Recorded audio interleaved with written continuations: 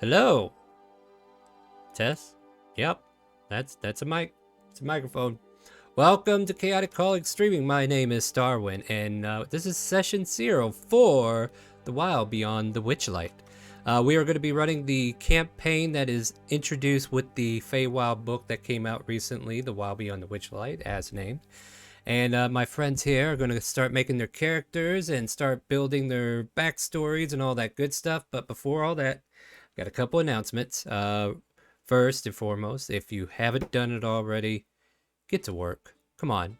What are you doing to me? I just want you to go on to your little phone or your computer, type !raid in Twitch chat, click that link or copy paste it into your phone, and then download Raid. Get to the end of the tutorial, and then you can throw it away. I don't care after that. We need 4 more raiders to get through so we can get our sponsorship completed and hopefully start a new one with them, and we can start building up to something awesome. So yeah, we need to get that done, need to get that over with, and Strixhaven will be in the works for next month once we do. Other than that, I have to give away some things. So what? Star has to give away something. Yeah. I actually had these recons from the charity I forgot to give away. And I'm going to see if I can't turn to this randomizer. It's not showing up, is it?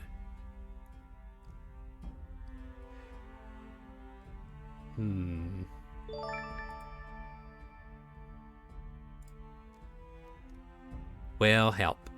Tell you what, I'll just click this and then it'll pick a name. The winner is Mitchie. I'll get Mitchie that recon. I'm sorry guys for everybody else that was included, but Mitchie is the winner, unfortunately. And yeah, that does remind me one more thing. Yep. New Year's Eve drinking stream. I can see Sample's really working it up. He's doing it by himself, donating them subs. But if we get to our 100 sub goal, we'll go ahead and get that. Yeah, maybe it is. I'll go ahead and get that drinking stream on New Year's Eve. We could drink in the new year together, and our Friday game on that day will be an extra hour longer, or at least till midnight. And then we'll play some D&D until then. That's for our open roleplay Friday. So if you want to see that, we got to get to 100 sub points. So thank you guys for keeping that going. Okay, those are the announcements. That is the winner. These are my players. Welcome to the stream, guys. We have with us tonight Lexi. Hello. Dead Meat. Guten Tag. Dravos. Howdy. And Stony. Yo. By the way, Dravos, I was told in order for you to play tonight, you have to pick a name that has no variation of Dravos in it. That's fine. I already have a name picked out anyway. And it can't have the letter D as the first letter either. That's fine because I was going with Jack. All right, cool. No, we Lost wants me to do this. All right, get out of here. You're both fired, but thank you for watching. Lost, much appreciated. All right, so my players. This is where we're going to be doing a session 0. This is where we're going to build our characters and just spend time putting things together, right? So what I would like for you to do, start going ahead. We're going to be level 1. You can go ahead and start opening up your character sheets. Go ahead and open up the Character Mancer. Anything that's available in the Character Mancer is open for you to play as, except for Aarakocras and Blade Singers, and I think those are the main ones that are limited. So you can go ahead and pick any of those, and then use the copy-paste the stuff for the dice roll that was posted in our Discord, just like Dravos did. And these will be the stats you'll plug in when you get to there. So it'll be a custom stat build, and then you'll plug these stats where you want them, all right? And they're off. Meanwhile, chat, I have the hard copy with me, so this might be a little bit easier than Curse of Strahd. Maybe. I don't know. Might not be. But there are a few things that we're going to look into doing here, and what we need to kind of suss out or get set up on our end is what kind of story hook we're going to go for. And I did some heavy thinking, and I think if we stick with the original one we did in the session 0, or preview, I'm sorry, this is session 0, but the preview one, the Lost Things, I think that one will be a lot more fun for everybody. Because it's kind of like an investment at that point. So, wow, got a couple of 17s on the field. That's nice.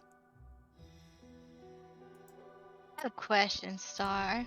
This is the place to be asking. What you got? Where the fuck is Drow? Oh, you pick Elf, then you pick Subrace. Okay. Yep. Where the fuck is Drow? Alright, I think I can open up this here, because yeah, the book is for me to have a good way to read through this, but other than that, we're going to read through some of the stuff here, so we're going to avoid reading any of this because it'll give away stuff. This adventure is going to be milestone for a while.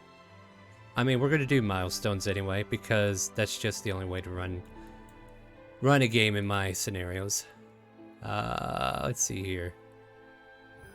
Trying to see if there's any important information I can give you guys early. Yeah, we're going to use the story tracker, that's for sure. Set that right there.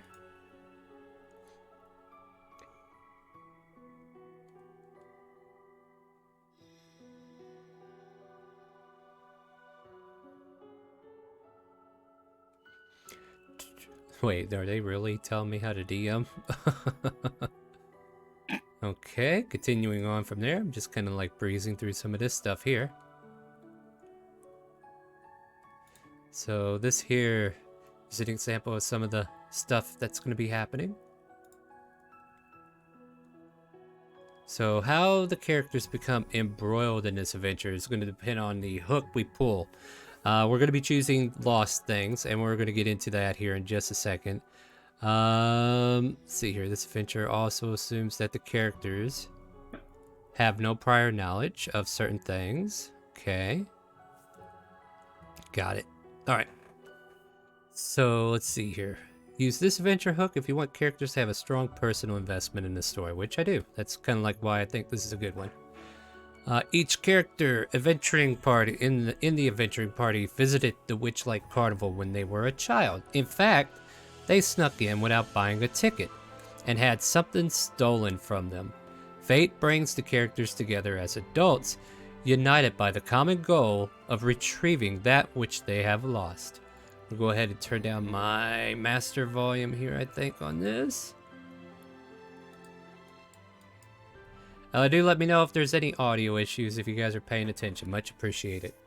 So this adventure is going to begin shortly after the Witchlight Carnival returns to the character's world for the first time in 8 years.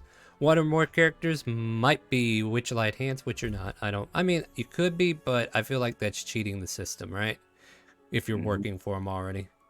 So, yeah, let's not do that. So, if you can, let's just all be from nearby villages or cities.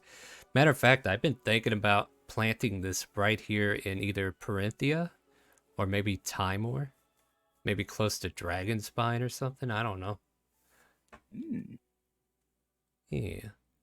After the players create their characters, use the following box text to kick off the adventure. So, I got a little thing I can read for you when we're ready to get going. When we determine what's been lost, do not decide that for yourself. There is a table we're going to roll from. Thank God I know how to place my points correctly, because now I got 3 17s. Holy crap. That's an odd way to be, but it's in a good place, though. I agree. Yeah, this is going to be a lot of fun here. So we're going to have these. There are 8 possible things that they have here on the lost table. So whenever we get the characters made, I'll go ahead and tell you what you've lost. We'll roll for it, though. Like, I'm not going to just tell you what it is. I'll tell you when you roll. On top of that, I'll try to make sure everybody has something different, so it's a little articulated a bit, so there should be plenty of room for us to skate away from each other's selections when they come up. But I guess right now we're just waiting for them to finish up with their character creation, and with that we'll I'm done. get right. Wow, you're quick. All right, do you got your token and everything? Yep. All right, let's find out. Me downsize. You want us to 2K. roll personality traits or no? You don't have to. It's that rule has always been the same for me. Okay. Like, if you can do it your way, do it your way. But if you want to use it for a reference, by all means, you're more than welcome to do so. Class equipment, yeah. Yep. Start with class equipment.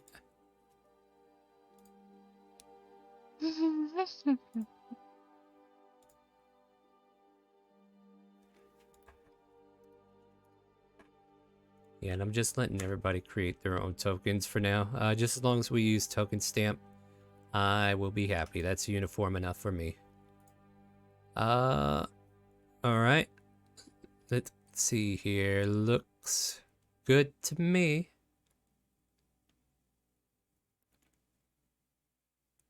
Let me see what else you got.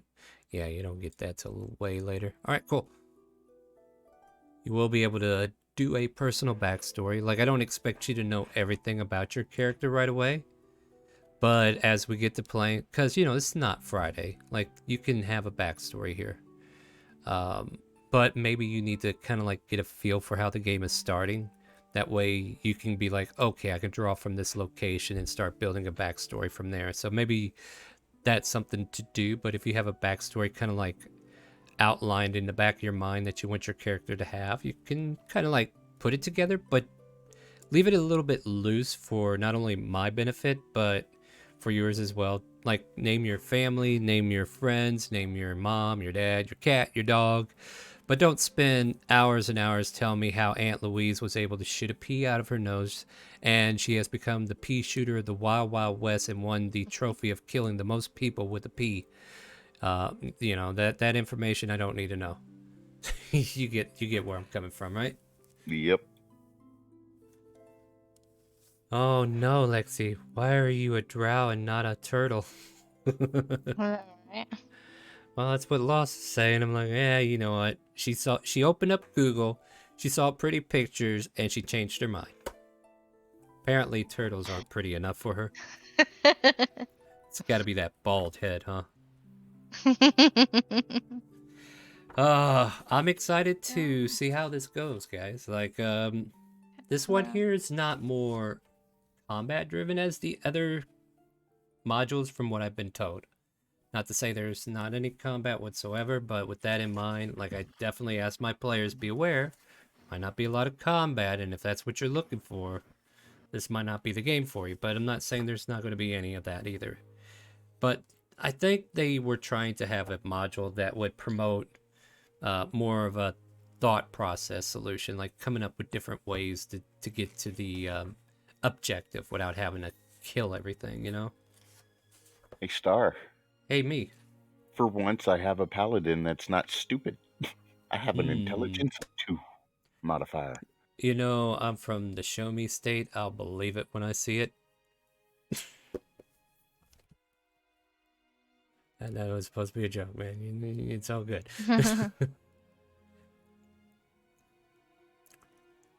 Oh, hey, Lost. Guess what? I got Pokemon Diamond now. So once we get through our adventures in Sword, we can do another one in Diamond.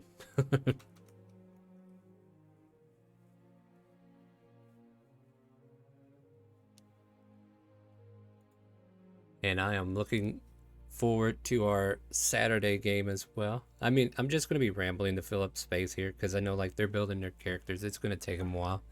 Once you have your I'm done. token, yep, drag your token out so I can work on it. Okay. Oop.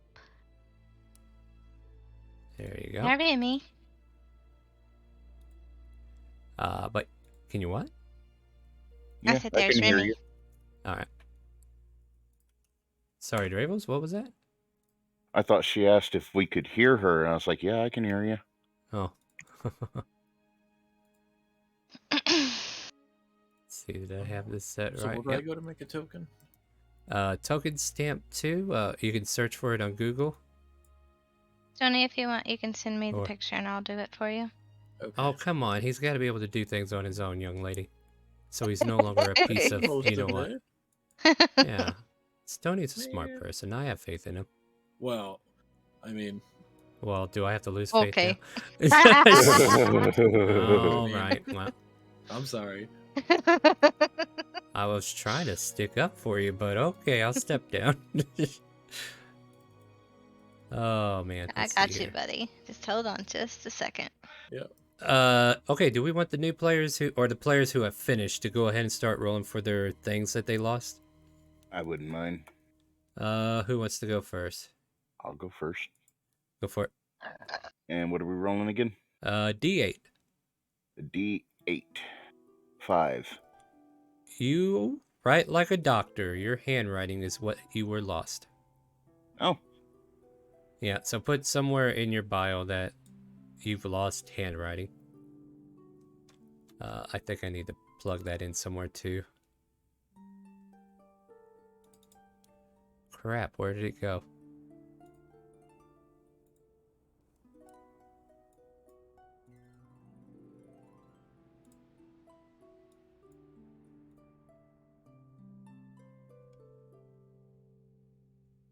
Alright, character's name is Jack, right? yep.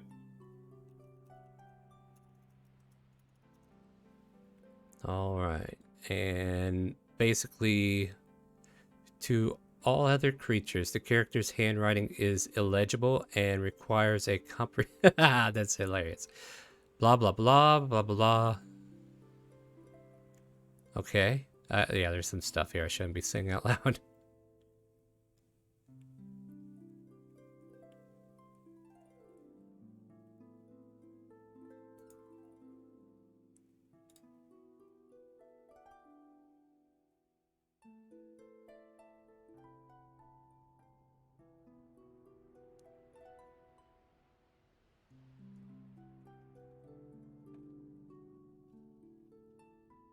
Blah, blah, blah, blah, blah, blah, blah, blah does, or redacted? Let's see here. Lexi, you want to see what you've lost? Okay, you did that? Oh, Lexi, you lost the ability to smile. That was Remy. Yeah, that's Lexi. Lexi is Remy. Oh,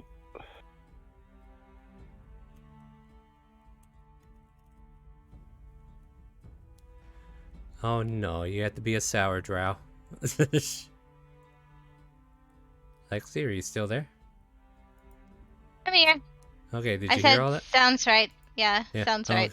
okay, I was didn't- talking through muted. Oh, I so. see. Yeah, yeah.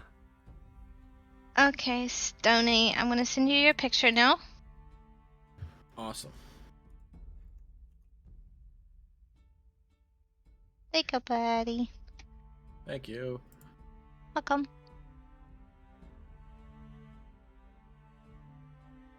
Okay.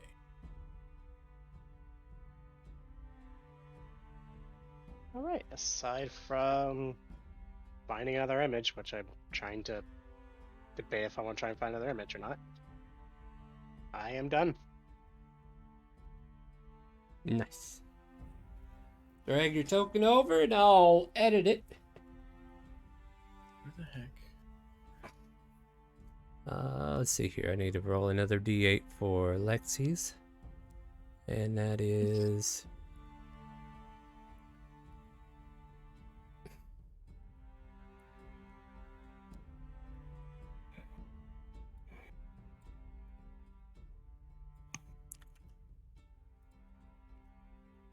a 6. Why isn't it letting me edit my character's image?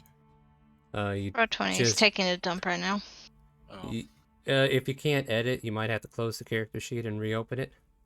okay. Close. Open. Yeah. Edit. Aha! Yeah.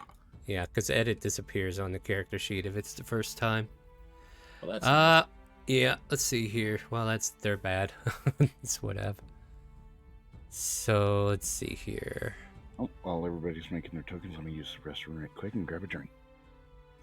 Then ask each player to also be mindful of their character's minor curse. Again, open, edit, upload.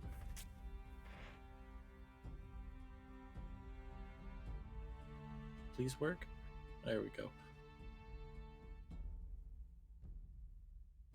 Ah, okay, I see what's up with this.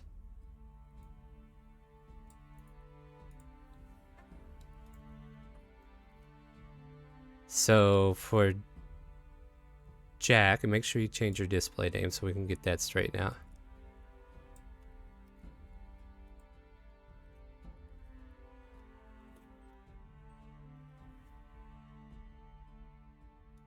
All right, let me go ahead and grab the token I already have. Do you want me to go and roll that d8? Yes, whenever you're ready there, and then I'll edit your token. Want me to might re-roll that?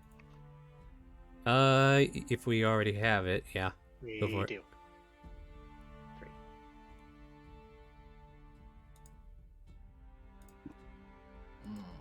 3.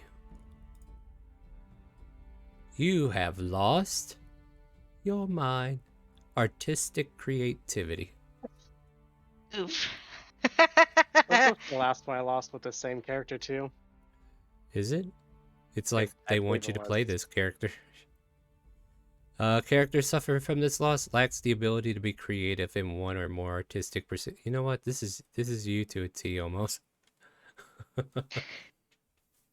Who hurt you, Lexi? Hopefully not a bard. You know what? My music was lovely.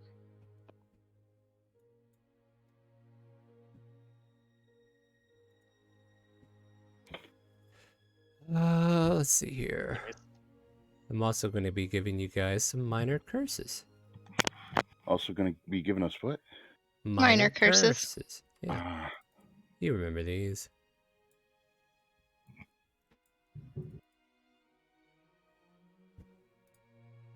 So who do I have the pleasure? Andromeda, was it? Oops. yeah, you've met this one. Yeah. Maybe. I don't know. Might be anyone. So artistic is what you lost. And who did I roll to have that done in? Let's see, yeah, so same. Got it.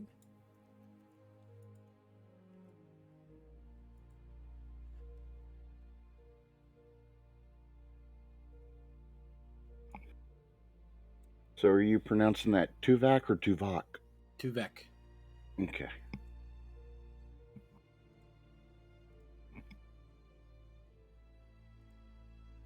Is this similar to the one that I know?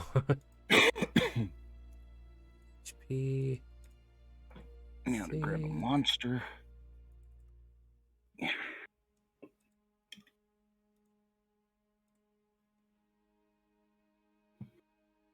There we go. Looks like Lost is excited to see what nonsense we're gonna get into. D8, right? Yeah, Yes. give me a D8 roll and ooh, Ooh, that's totally new. You have lost 3 inches of height. Oh, Yep, you're a little shorter than you were supposed to be. okay. So glad I didn't get that one.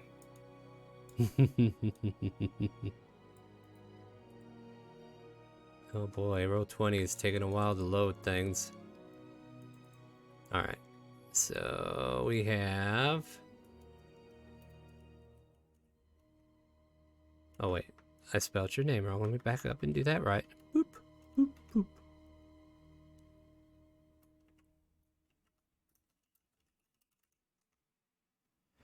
Now I roll a d8 to see something. Let's go with this one.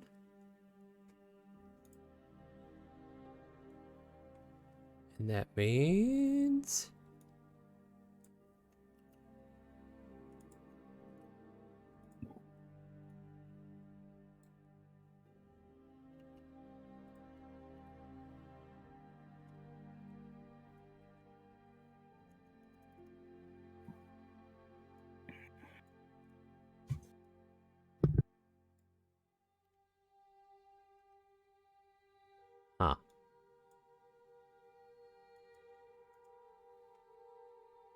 So what is Tuvok? Huh? What kind of character are you playing out of He's a curiosity? trash can. Sure, it's a trash can. Jesus Christ, Lexi. Let people live for a moment, won't you? Alright. Am I waiting on anybody, or is that all of you for now? I think that's all of you. It's all of us, huh? Alright. Perfect. Let me save that. Now, Jack, Andromeda, and Tuvok. You also... Or hold on, I lied. Only Jack and Tuvok. You can't light non-magical fires. Okay. Okay. This is your minor curse here. So like ever since this day, whenever you've been asked to like strike a fire and set it up and make it work, you know, it's just never worked for you. You cannot light a non-magical fire. As for Remy and Andromeda, you can't tie or untie a non-magical rope. Yeah. Yeah, so all I need for handcuffs for those two is rope. Nice. I think the rest that I have to do on that end is to be filled in later. Ah, I see. Yeah, so I will keep this off to the side because I'll probably be referencing that. And I might be referencing this too. Alright, so now that that's kind of like locked away, right? Like you guys got that written down, what your, what you lost and what your minor curse is.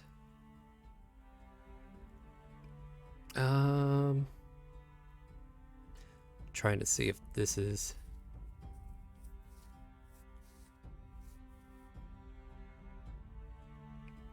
Okay, we don't need to worry about that because I want you all to kind of like be outside of the carnival.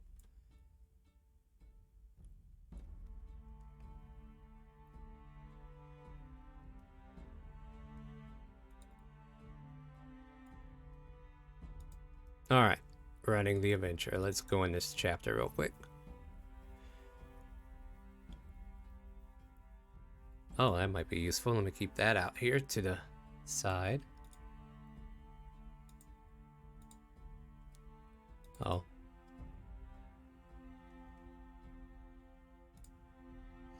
Alright, do we want to ground ourselves in Elsperia, or do we want to just take from... I feel like Elsperia is a better place to be, though, right? Why be foreign, right? So, I don't know. I feel like this place, like I said earlier, would be anywhere from, like, Dragonspine or somewhere in Parinthia, like Calvona. I think those are the two places that stand out to me. I do like the idea of near Dragonspine. What about the rest of you? And you can ask me questions about these locations if you don't know anything about them either. No dragon spine for me. No Dragonspine for you? Nope. Where do you? I've Oh, tortured that place enough. I mean, this could be before the cheese war, but you know.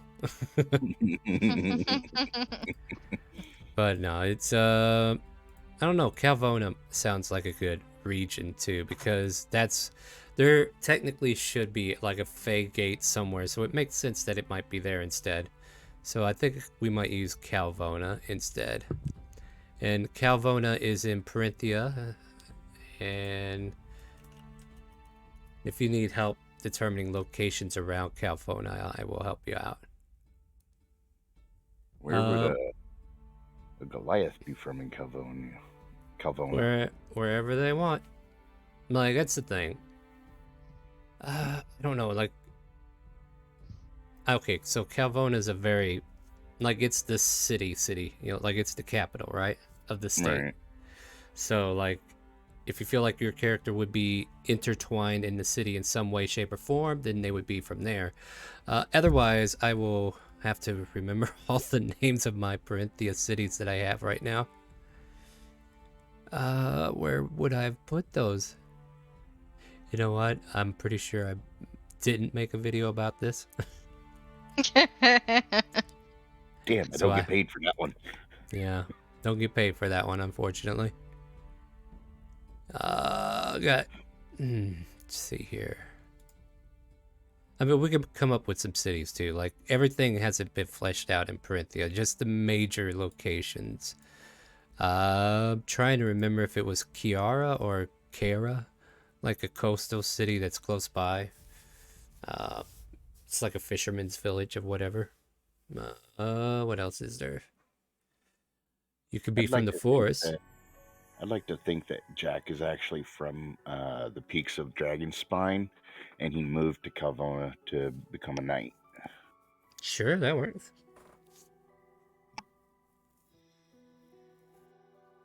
I'll even give you a free cheese, Will. Oh Nice. boy.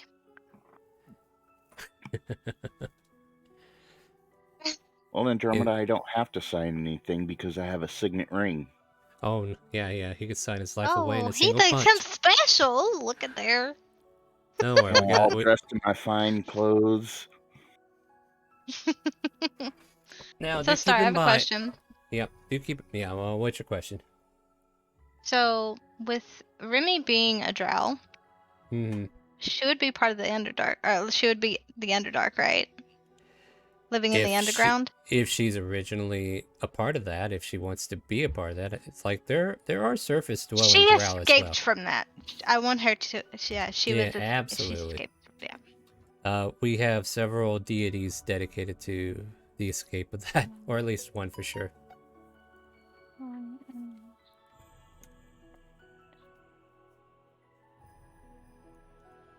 And everybody that's joining us in Twitchland or Facebook, welcome to our session 0, where we're just kind of like fleshing things out, coming up with ideals, backstories, and stuff. So yeah, like what you guys do, you come up with a variation backstory, ask me the question so I can tell you where you're from. Like how Dravos asked me, where would a Goliath be? Well, let's think about it for a minute, right? And basically, like I said, you could be like a, well, we've already solved it, right? Like you said, you were from Dragonspine and worked your way down here, right? Yeah. Like, I guess originally, like, your tribe, I don't know if you think your Goliaths work as a tribe formation or if they are homesteaders. But usually, like, Goliaths get pictured as, like, a tribe that, you know, like nomads, right? Mm-hmm. I mean, if you follow Grog around, that's kind of like what he keeps talking about. And on that, you know, logic, it could be that your family had traveled far away. You were here at one point, but now you came all the way back, not only to become a knight, but also to take part of getting your lost item back, right? What you've lost. You got a yearning in your gullet telling you to come here. The Fisher Village, I will figure it out, but I'm pretty sure it is Kiara. Okay. And it's on the southwest coast that leads up to Calvona, but yeah, it's in the same state.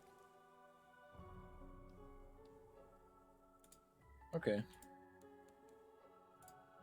Where would a forge be from? Oh shit. A Warforge? Yeah. Any way you want it, anyway. There is actually like technological state close by called Murtek. But then again, I'm trying to think, how would you have lost something? So keep in mind, this game is assuming like you were a child or childlike 8 years ago, and it's 8 years later, you're trying to come back and get what you lost. Would you want me to re-roll then? No, you're perfectly fine being a Warforge. Okay. I don't mind. Like, you're still a sentient being. Okay. I could still kill you. It's not a problem. Yeah. I mean... How would I spell that place? Meritek? Well, that's the thing. It's just the state, right? I'll have to look up something else. I think it's Murtek like that, kind of like that. Let me look at my realized OneNotes. that Jack would have been 25 when he visited the first time. And you were probably let in with a bunch of kids because you didn't want to pay for your ticket either. I just thought it funny. Yeah, keep that in mind when making your character's age and whatnot. Because this is supposed to be based upon the ideal that you're coming in young and then you're a grown adult and then you're like, okay, I'm going to go back and get this. What am I looking up? I'm trying to look for Parenthia. That's what I'm looking up. All right, so yeah, Murtek main capital is aloe cell, and I'll copy that for you.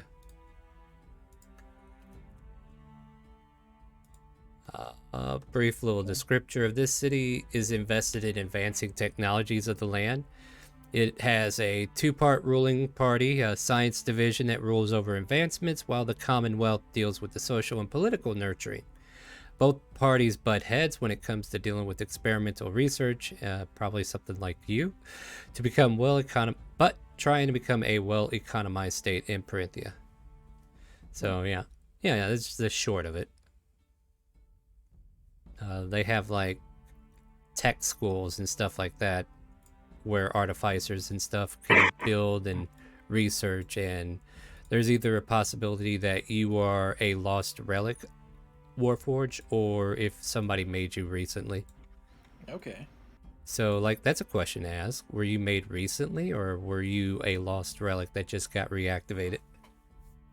Okay.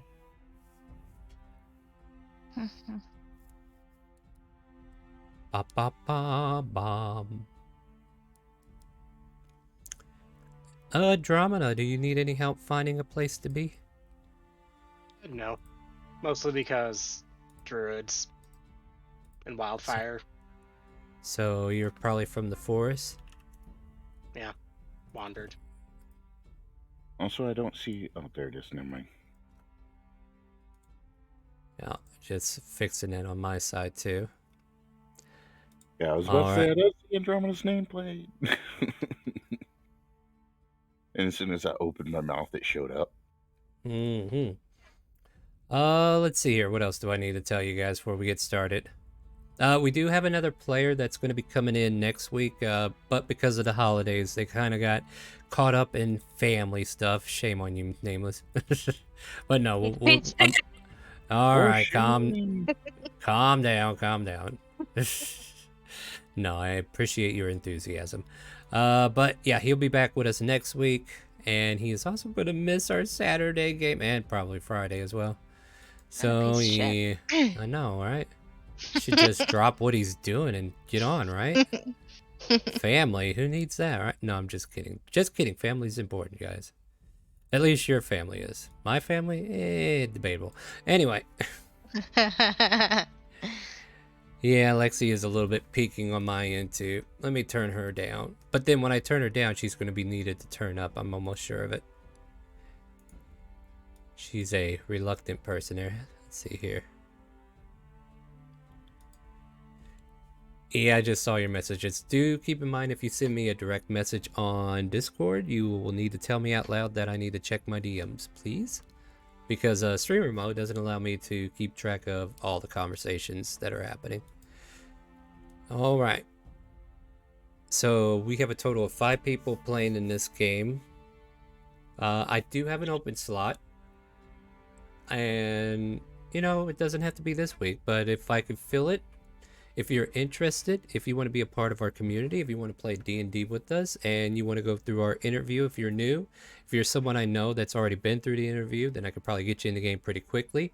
But it'll be 7 o'clock every Wednesday after or evening.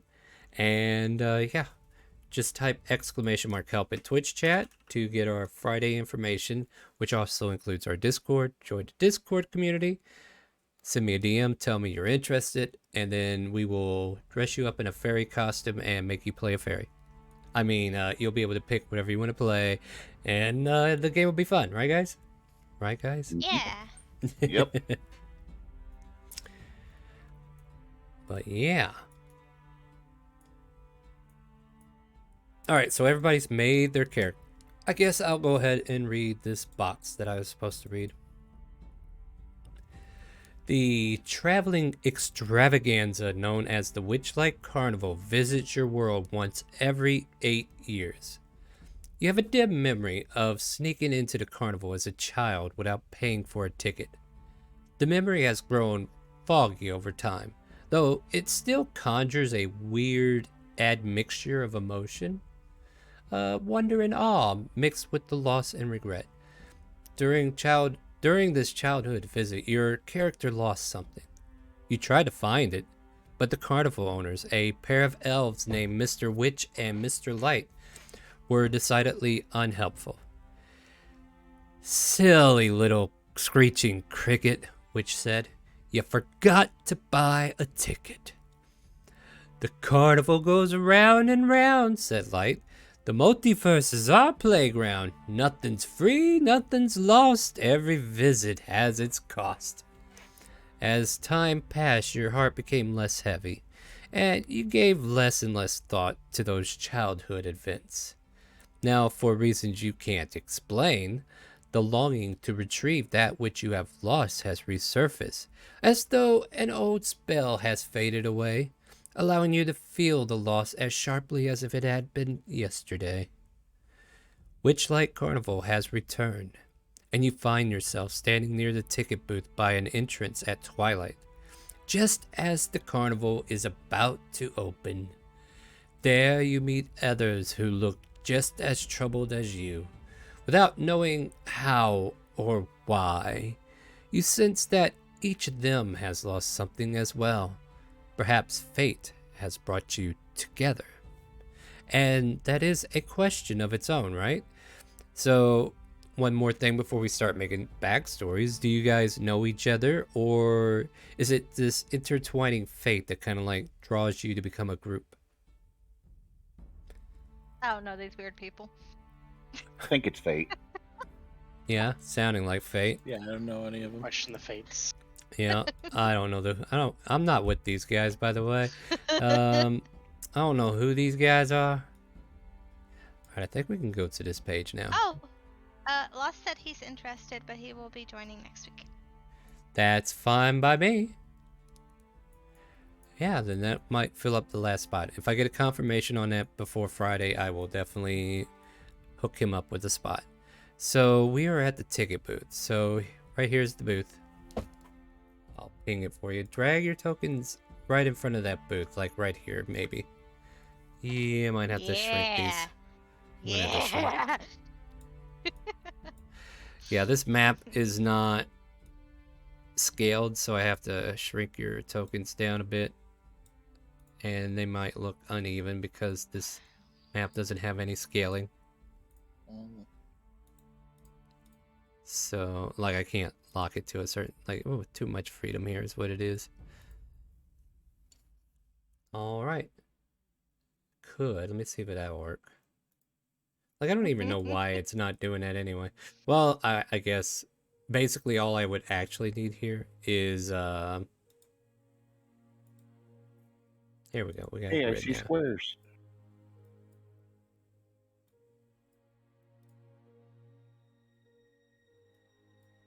Lost said he sent a DM, by the way. Thank you, sir. I'll check it here shortly.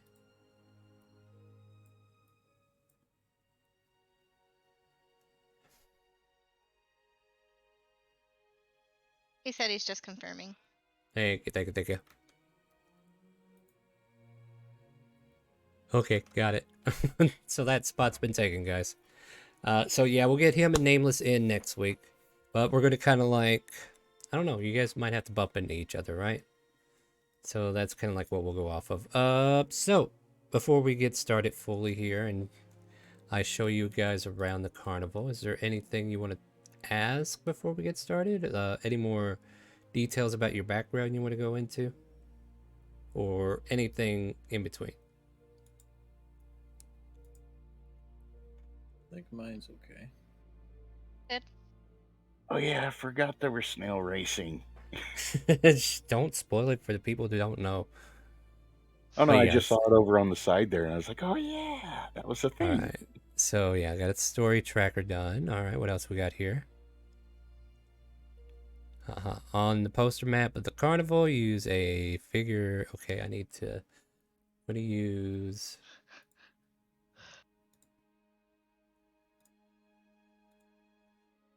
Let's do something.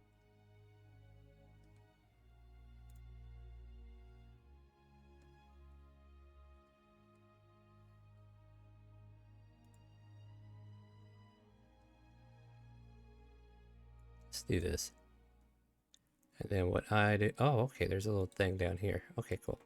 So I'll put this thing right here at the bottom.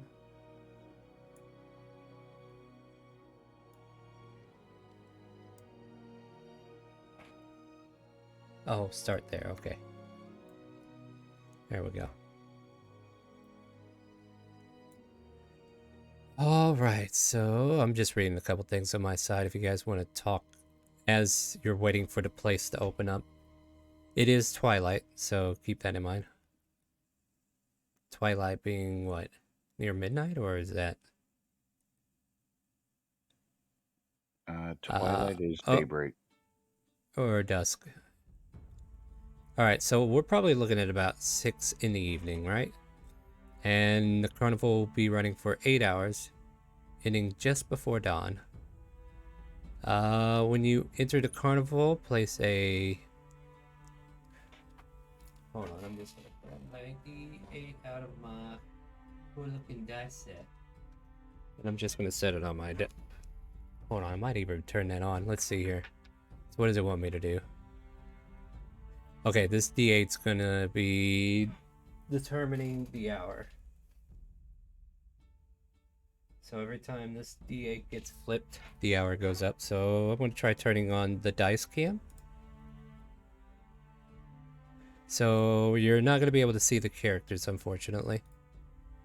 But you will see the dice. Whenever you do a boom, bane, or whatnot, whenever I roll those D10s, I'll be using this dice tray. I'm gonna go ahead and move the dice up though real quick here. So the only one we want to see is this one right here. Alright, so that's the current hour that we're at right now. That's a nice dice tray. Thank you. Yeah, I've been trying to come up with some new ideas for the stream, and this is one of them. Alright, so now you're just waiting for me to read to you where you are. See, that's the tracking. Uh-huh. Uh-huh.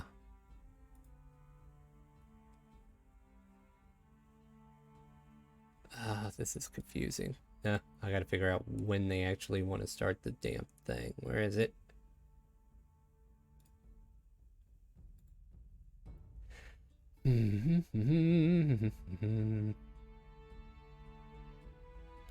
Oh, that's right. So what I need to do is look at carnival locations. So we're at the ticket booth. Let's go there first. By the way, here's your ticket that you're going to be buying this time, right?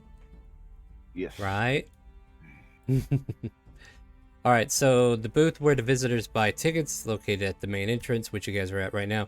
A silver statue of dancing fairies is mounted on a roof of this ticket booth and surrounded by fluttering butterflies.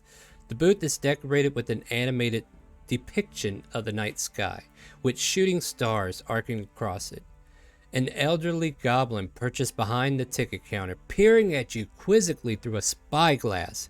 He lowers the spyglass and calls out, "Greetings, fairgoers!"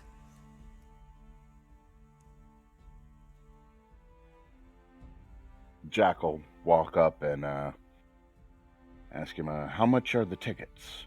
The tickets are 8 silver piece for adult and 3 silver piece for child. Jack will put down a gold piece. He'll give you 2 silver back. Next!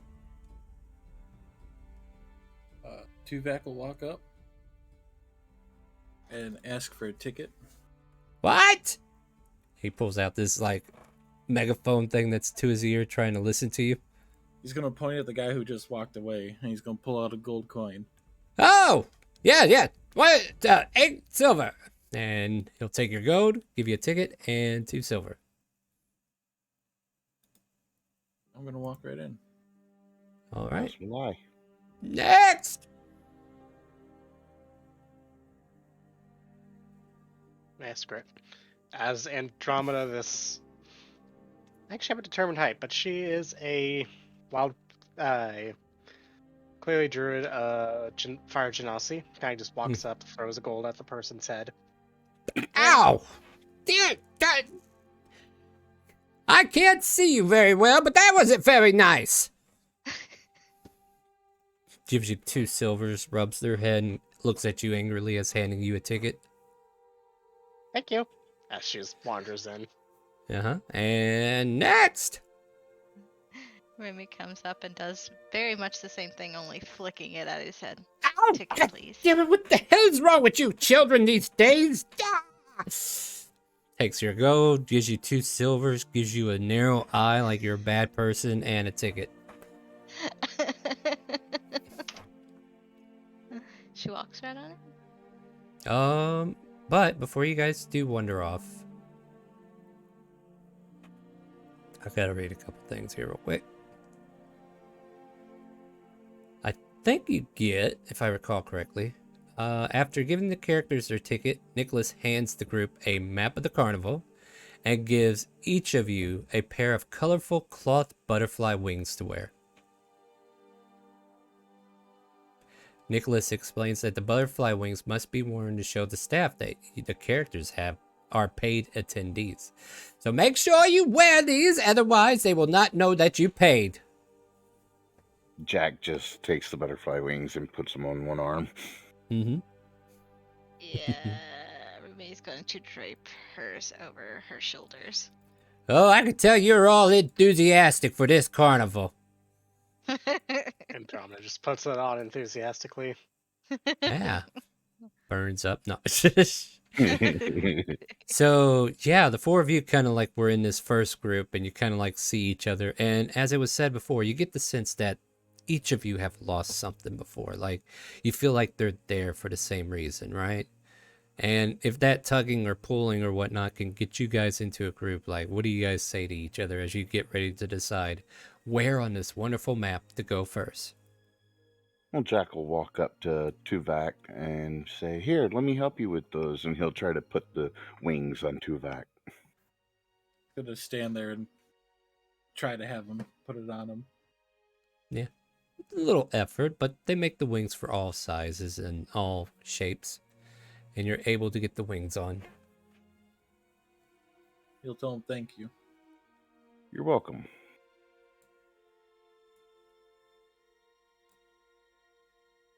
Remy's gonna walk beside the overgrown trash can. Mm-hmm. Well, waiting for those a cannon, wings right? seem a little bit small for you. Yeah, good thing he's not trying to fly with them. She kind of just looks away. she don't care.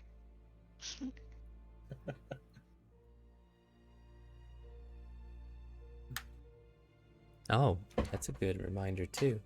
Okay, I gotta go. Andromeda, you're seeing these 3 individuals. Join the party somehow, please. As you I mean, I mean, do the wings need to be tied on?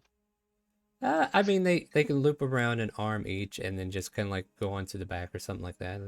There are ways to incorporate them, yeah. Okay. Well, as she's just kind of messing around with these, she's just gonna wander up, not paying attention, and bump into. That's my drag. Bump into who? Oh, bump into Jack. Oh, sorry. Oh, not a problem, little one. Her hair made out of fire. Actually, Yeah. it's a spell. I hope those wings are flame-proof.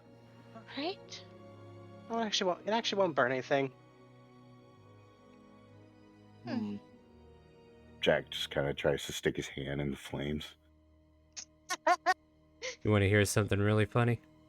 What? A 12-foot tall walking tree garland in golden ribbons marches down the thoroughfare. Emerald clouds swirl above the tree and rain down golden spinning sycamore seeds. Fairgoers try to catch the seeds before they hit the ground. As the seeds gently fall, a chatty squirrel scampers along the boughs of the tree, handing dandelions to select passerbys. Jack tries to catch a seed. Me too. Yeah, Yeah, I'm gonna try okay. catching them. All right, let's see what we got to do to catch one. The tree is, okay, a tree set, and the squirrels. The tree kind of like bellows out onlookers to try to catch the fallen seeds before they touch the ground.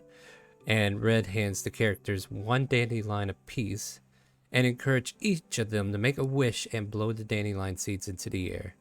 A creature can attempt to catch a falling sycamore tree. You just need to do a dex check. So roll your dexterity. I failed. Aw, Jack. Aw, too bad. Aw. Andromeda, what did you get?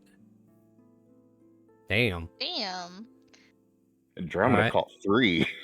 I mean, Andromeda, if you want to catch 3 and give those 2 1, I'll allow it. Yeah, no, she's gonna catch 3 of them. Oh, did you want one? She's gonna hand kind of 2 of them off. Yes, please. And Jack will take one. Thank you. Alright. And now I need you all to roll a d8.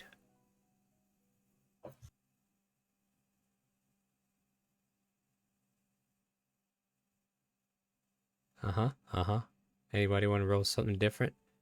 No?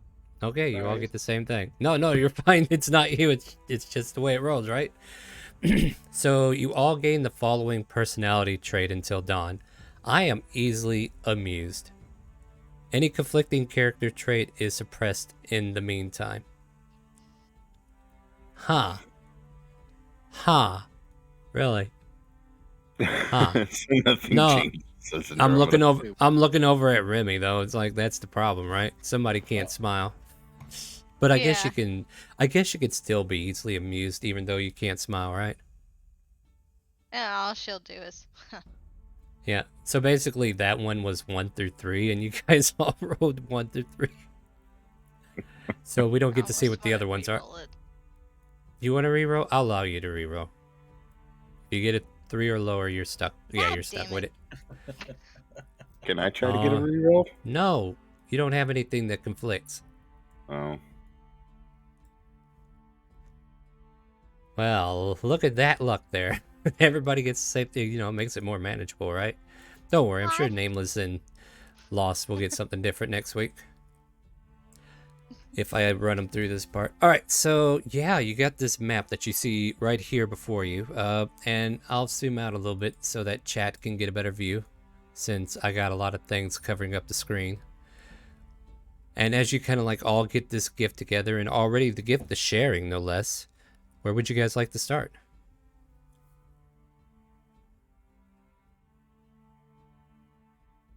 Snail racing, maybe? Tuvok will give him a thumbs up. Ew. I feel like you're saying that because of meta. No, I'm saying that because I actually had fun. Oh yeah, I mean, you know what's there is what I'm saying. Oh, it says it in the name. Anyway, what about Remy and Andromeda? Where do you want to go? You could probably tie break us into a different direction if you want it. I don't want to pilfer at the lost property thing. I mean, where else would something be lost be, right? I know, right? Y'all a bunch of kids. What? That's a suggestion. What does Andromeda say? Andromeda will say there's a Hall of Illusions there.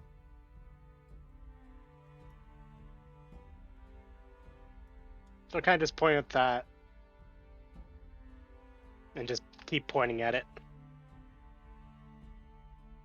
So yeah, you guys can try to unanimously vote, or we can go snail racing.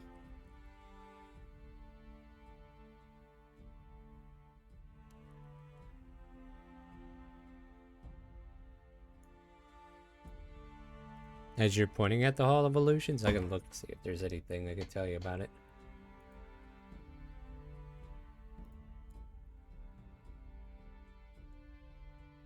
Well, I can only tell you about it if you guys decide to go there. So where are we going, guys?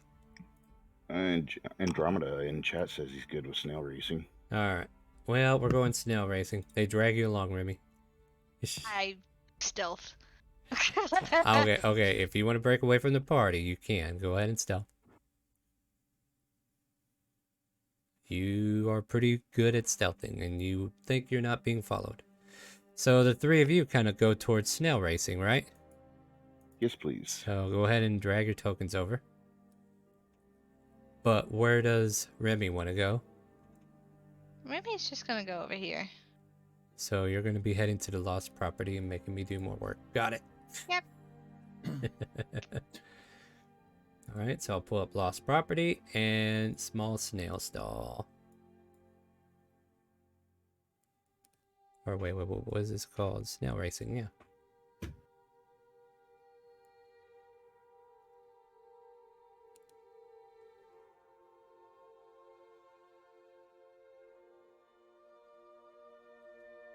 Alright, so the fair boasts of several small stalls, each run by a Witchlight hand.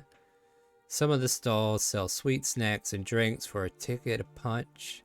A customer can buy a snack served on a large flower petal, a beverage served in a fist-sized snail shell. The offering, oh okay, that's not what I was looking at.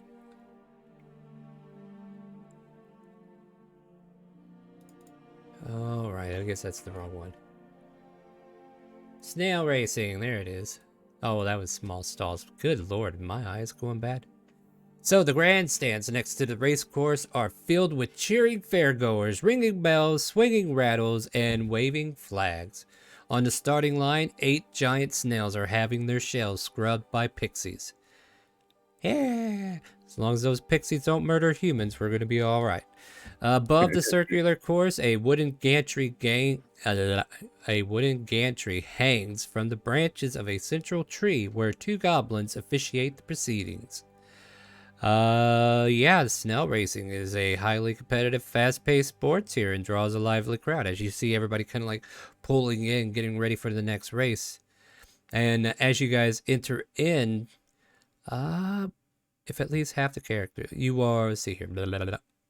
Yeah, here's the thing. Like, it doesn't show me directly when I need to ask you this, but it costs 1 ticket point. All right, so you can participate in the race as a snail jockey, but it will cost you 1 punch on your ticket to enter. Ooh.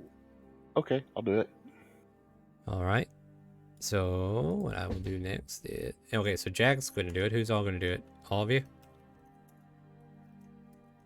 I'll sit back and watch. Andromeda?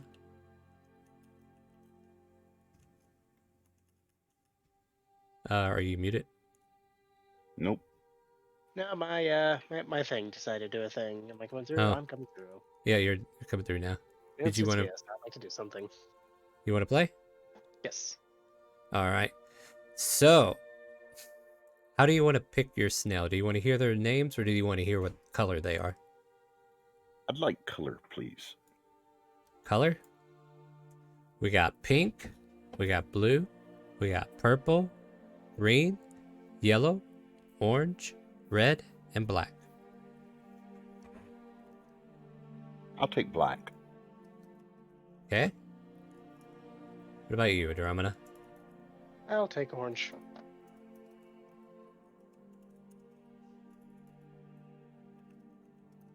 All right. It's like my skin. Yeah, I was hoping there was going to be a gray. Well, you know, it's 1, 2, 3, 4, 5, 6, 7, 8. All right, only 2 of you are participating. So every snail needs a jockey, and any saddles not filled by characters are filled with other attendees. So like some other people who are at this place are participating with you. All the snails and the riders begin the start line. Fireworks will signal the start of the race, and after each rider race their snail to the finish line. On a whiteboard or a notepad, I'll jot down. It's a 480-foot course. And we'll be tracking how far your snail travels. The race is divided into 6-second rounds. Once the race begins, the snails move along the track at a remarkable speed for a snail. Each one covering 80 feet per round by itself. Without a rider, the snails are an even match. But a jockey can try to improve the snail's performance by patting its shell or speaking words of encouragement at it. Initiative rolls are unnecessary. Once per round, each jockey can make a animal handling check. On a success, the snail's going to gain some more footing, depending upon how successful you are. And on fails, well, you're going to be that much slower, depending upon how much you fail. And the object of the game is to get with 480 feet.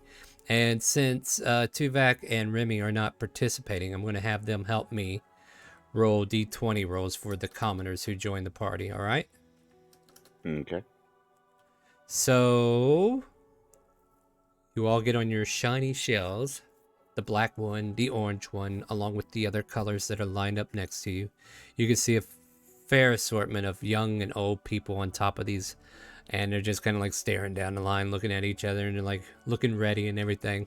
And then all of a sudden the firework snaps and goes off. Roll me a d20.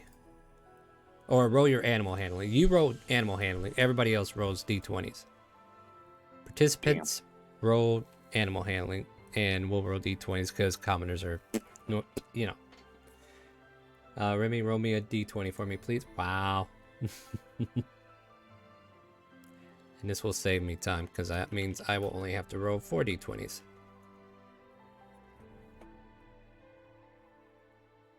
Alright, so let's see here. So you, on a successful check, jockey makes extra movement. So they go 80 normally, but Jack fails. And the snail moves 10 feet slower, so you get 70 feet off the line. So black goes 70, right? Mm-hmm. And then Andromeda got, what, a whopping 4? Mm-hmm. Not Which one. means yours goes 60. So 20 feet slower if the check fails by 5 or more. That's not good. And so you get to 60. And then let's see here. I had Tuvok roll. Remy, are you with me or no? Lexi, roll d20. I'm with you. Roll I a did. d20. I got 11. Oh, you got 11? I'm sorry, I didn't see it because it was grouped up with the rest of your rolls. My bad. Which still fails. So this is a pretty even race. So she got 11. That means the pink one goes 70 as well. And then Tuvok got a 7. 5 or more. That one goes 60. And then I roll this one. That'd be 60 for that one. Oops. That one actually goes 100. And that one goes 100. Yeah. There's some people who are like, it's like two little girls that are best friends, and they're like smiling and happy, and they're just petting them happily, and you know, that's just what's getting them off. Oh, yeah, you ran into a saw patch. Ouch, that hurt. And then the last one failed miserably. So yeah, so as the first start of the race starts, we see the two little girls on green and yellow get ahead of everybody. Then we have the black one and the pink one, black being held by Jack. And then mostly, and everybody else, 60 going orange, which is Andromeda, blue, purple, and red. So the first 60 or 6 seconds go off, and then it is round 2. So reroll animal handling for the players, and then the other 2 players roll me d20s again. Jeez. Can you get anything above? I mean, it's not that hard. No. All right, so let's see. Jack, you're just not getting anywhere now. So that becomes 130. I think it's because I weigh too much. Maybe. Andromeda gets to 120. And then the first one, Tuvok rode for peak, which is also 130. And then Remy's will influence the blue one, which is now going to get 60, let's see, 60 is 120, so that puts it at 140 on it. Very high. Purple's going to get even further behind at 120. 12 is exactly what they need.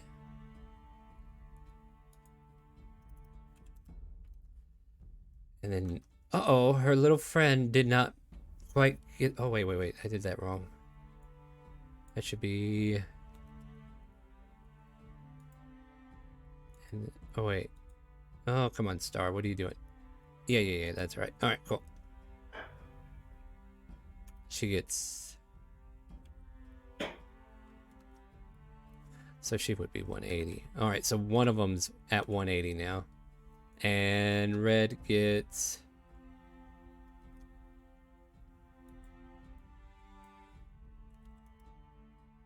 Alright, so yeah, the girl on green gets ahead of everybody. Yellow's kind of like following behind a little bit. And then it goes blue. Then it goes black with Jack. And then pink. And then red and orange, Andromeda, are tied for last, 120. Yeah, that's a bad snail tail you got going on there. Alright, so once again, animal handling for players. Oh ho ho, Andromeda picking up the pace. And then those who are not playing, roll me the d20, of course. Oh my god, I can't get above a 10. I know, right? Alright, so Andromeda is going to Man, get... it's like a 37. Let's see here.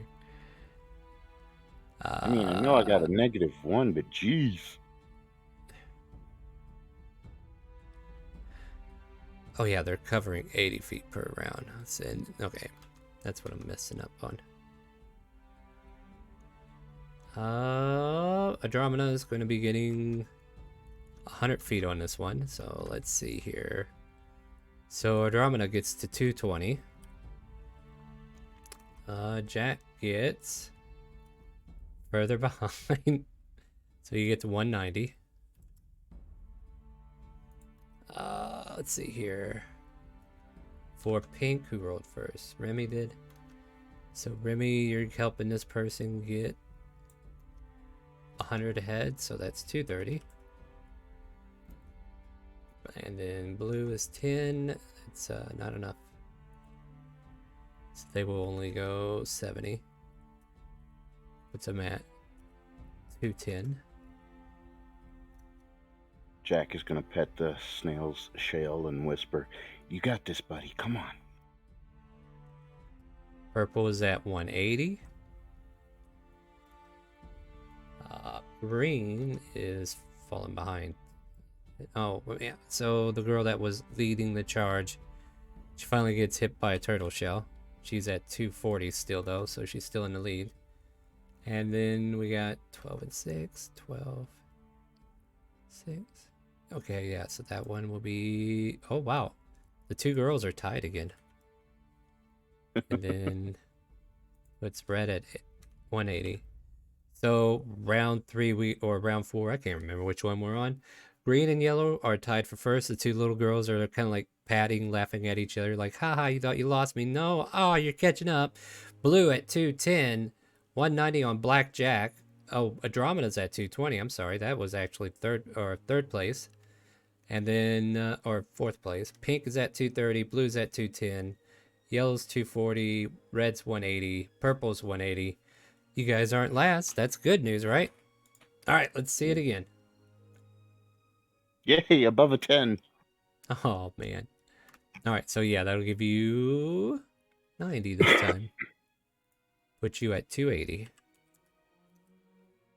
And then Andromeda, you will get a full 100.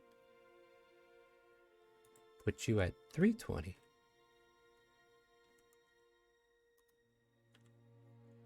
All right, and rolling for pink, Tuvok got a 7, which means they will go 60, which puts pink at 290. I thought I rolled a 4. Oh, okay, that's... Oh, I looked up too far. Sorry. Okay, that makes it Oh, good.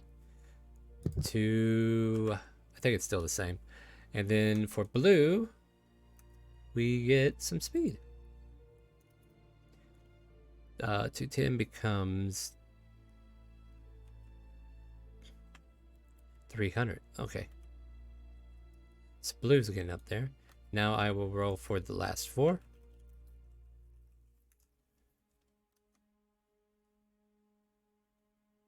Purple gets a 70. Puts him at... Or wait. 70 on that. One puts him at 250. Green gets only 70. Puts her at 310. Yellow gets 100. Puts her at 340. And then red gets another loss. 240 on that.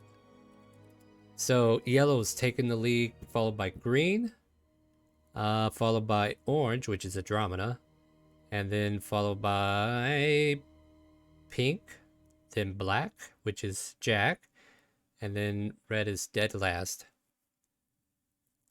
We are getting further and further into this race, my friends. As you can hear, like these goblin announcers just kind of like going through there. And I think now we're going to start rolling something here.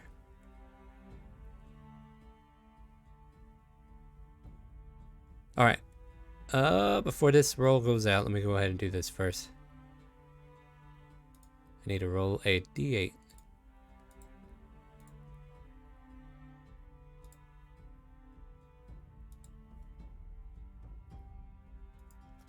Need the writers to roll a d8? No. I need you guys to go ahead and start rolling those animal handlings again. Woohoo! 17. 6, 7. Oh no.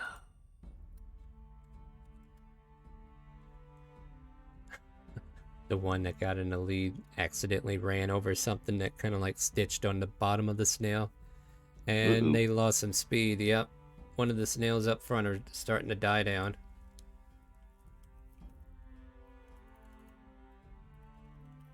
Welcome to the snail race, guys. Are you having fun?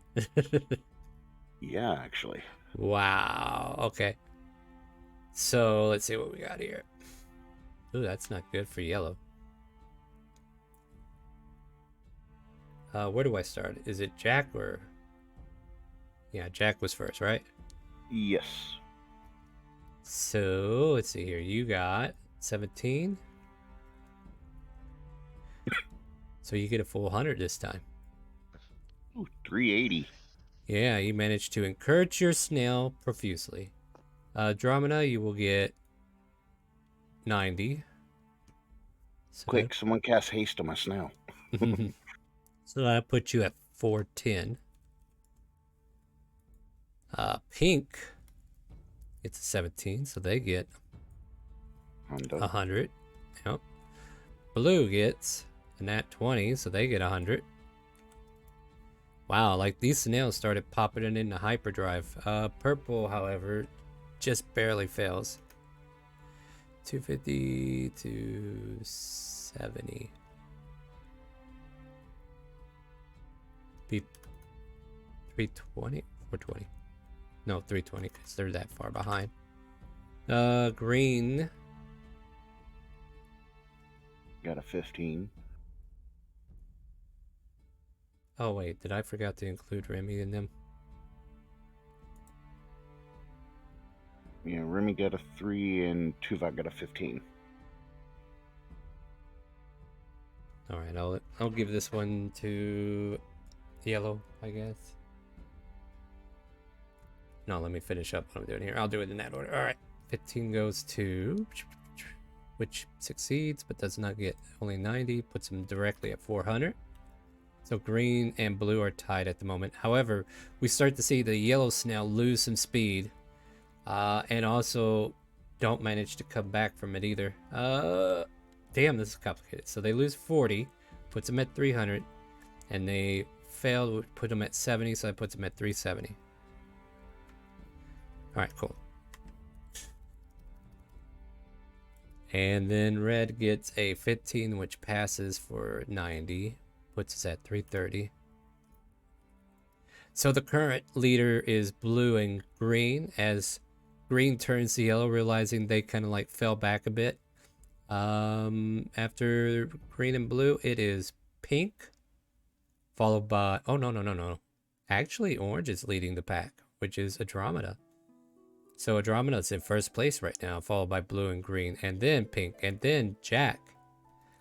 Everybody's getting close, neck and neck, and I think this might be the last round, my friends. Let me roll another d8 to see if something happens.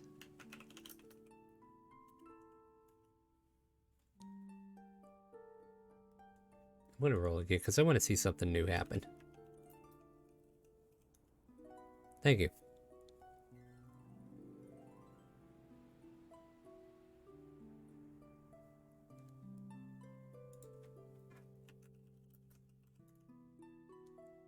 Let's see here. 1, 2, 3, 4.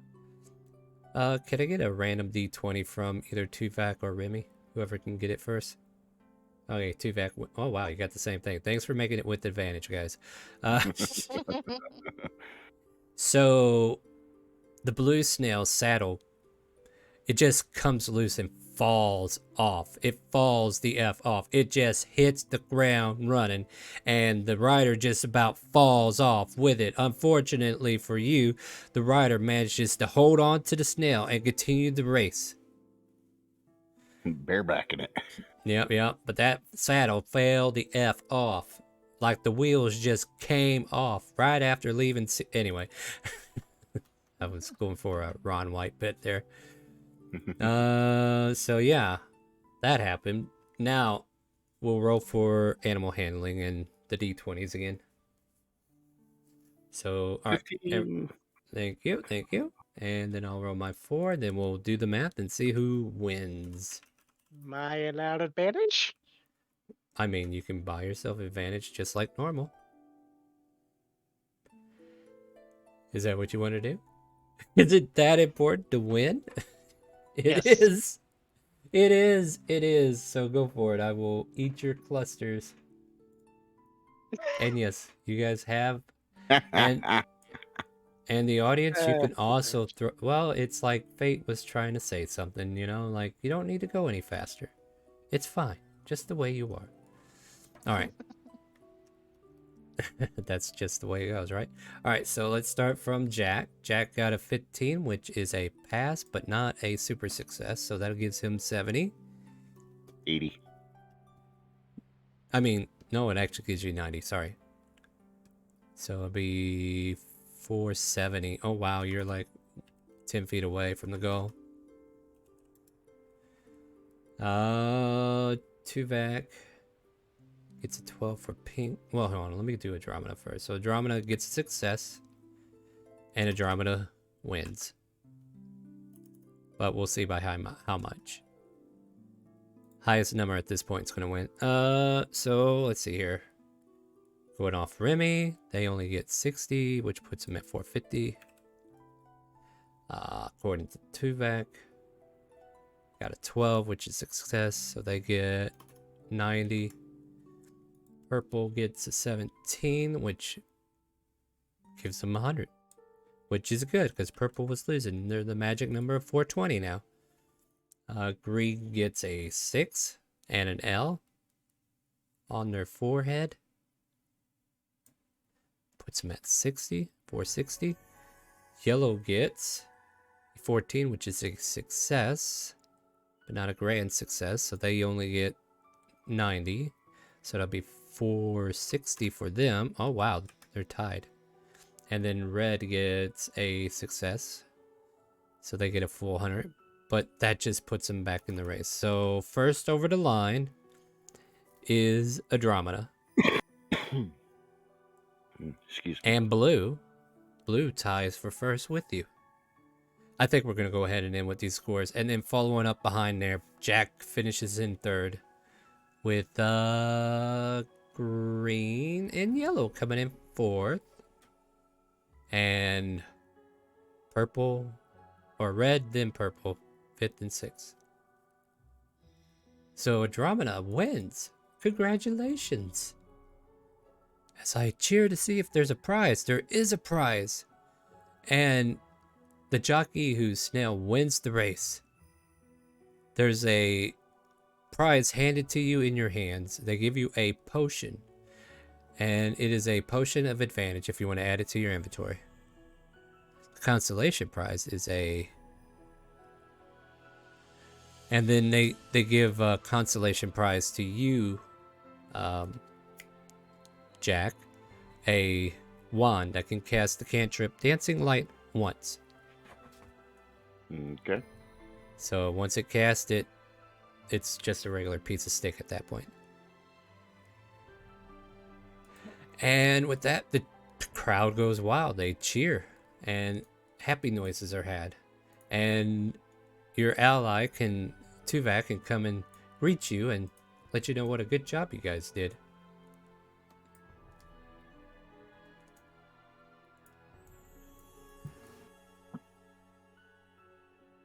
Oh, they hop off him already? Yeah, you can run down there and shake hands with them if you want. He's gonna walk over and wave. Jack will wave back. Andromeda's too enamored with her prize to pay attention. She's got this potion in her hand, just kind of like staring at it longingly. All right. Yeah. If you guys want to finish off the scene with some conversation, I'll turn it over to our Remy next. Jack will walk over to Andromeda and be like, "Wow, that was a good race. Where'd you learn to ride snails so fast?" I didn't. It's just like it was natural. All right. Meanwhile, outside the lost property wagon is a large feline creature with midnight blue fur.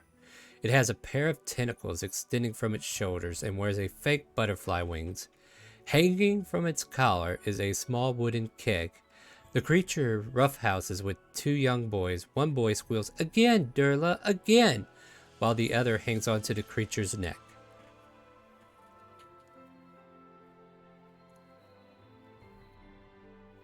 This is for you, Remy. This is what you see. So What would you Remy's like? gonna step out of the shadows and just like look at the feline creature with, I guess, tentacles. Sort of like a. I don't know how I feel about this kind of look. Yeah. Yeah, he's just roughhousing with these two kids.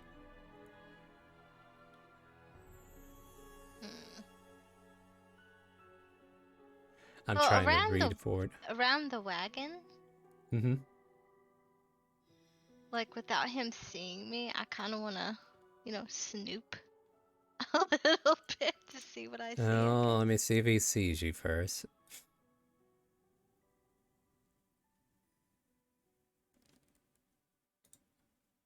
Well, you already said you stepped out of the shadows, though, didn't you?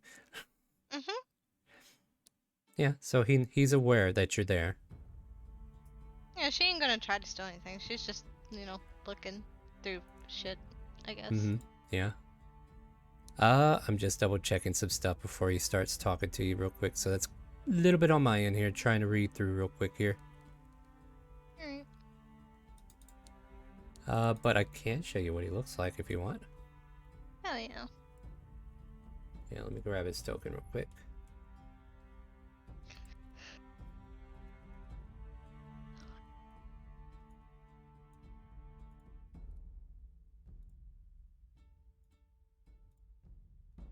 There you go. Cool.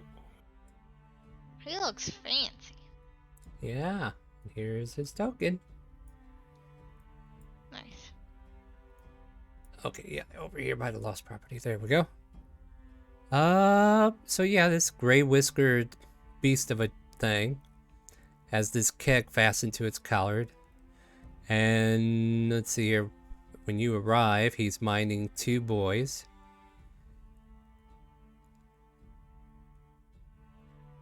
In the bio. Okay, so it tells me to go to its bio and see if I want. I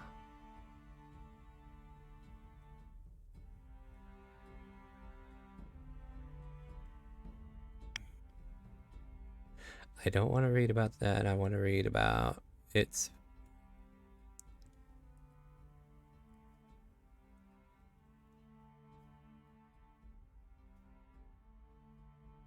Is there something you need? It says towards you. I feel like I lost something and I wanted to see if any of these items, I guess, ring true to me. Did you lose it recently? She would. Yeah. What did they say? Did they come back here? Well, the After- displacer beast, while pawing down a couple of these kids, just kind of like saying to you in your direction, did you lose it recently? I'm trying to get story out of you. Did What they kind? come back? No, not in Oh. character. Sorry. Did they go here as a kid? Like all of the You- parties? Are the party members? Assumingly, yes. Okay. Or at least 8 years younger than you. Like, it happened 8 years ago if you need disposition. Yes. There you It go. was about 8 years ago that I lost this. Oh, child. You must have made the mistake and not paid for your ticket then. You probably won't find what you're looking for there. Maybe.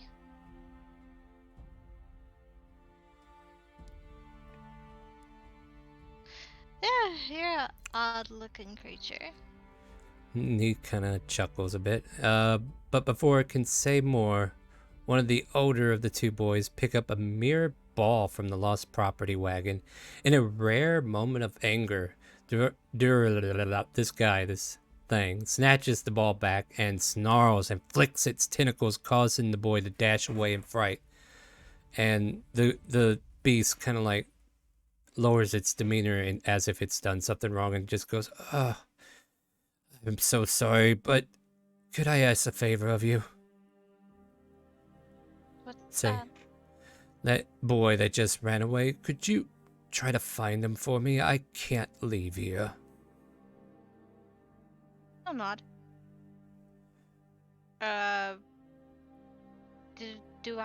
Did I see which way he went?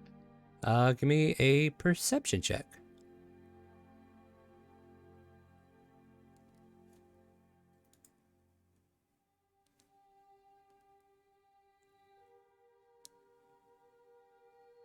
You look, but you can't realize where he went. Oh well, she'll do her own reconnaissance and see if she can find it or find the child. All right. And as you do so, you kind of like look behind you as this creature kind of like keeps tending to the other boy who's kind of behaving at the moment. Mhm. All right, so what would you like to do to try to find this child? Just go out and search for him. Like, maybe this way. Yeah, sure. Give me another perception check then. Okay.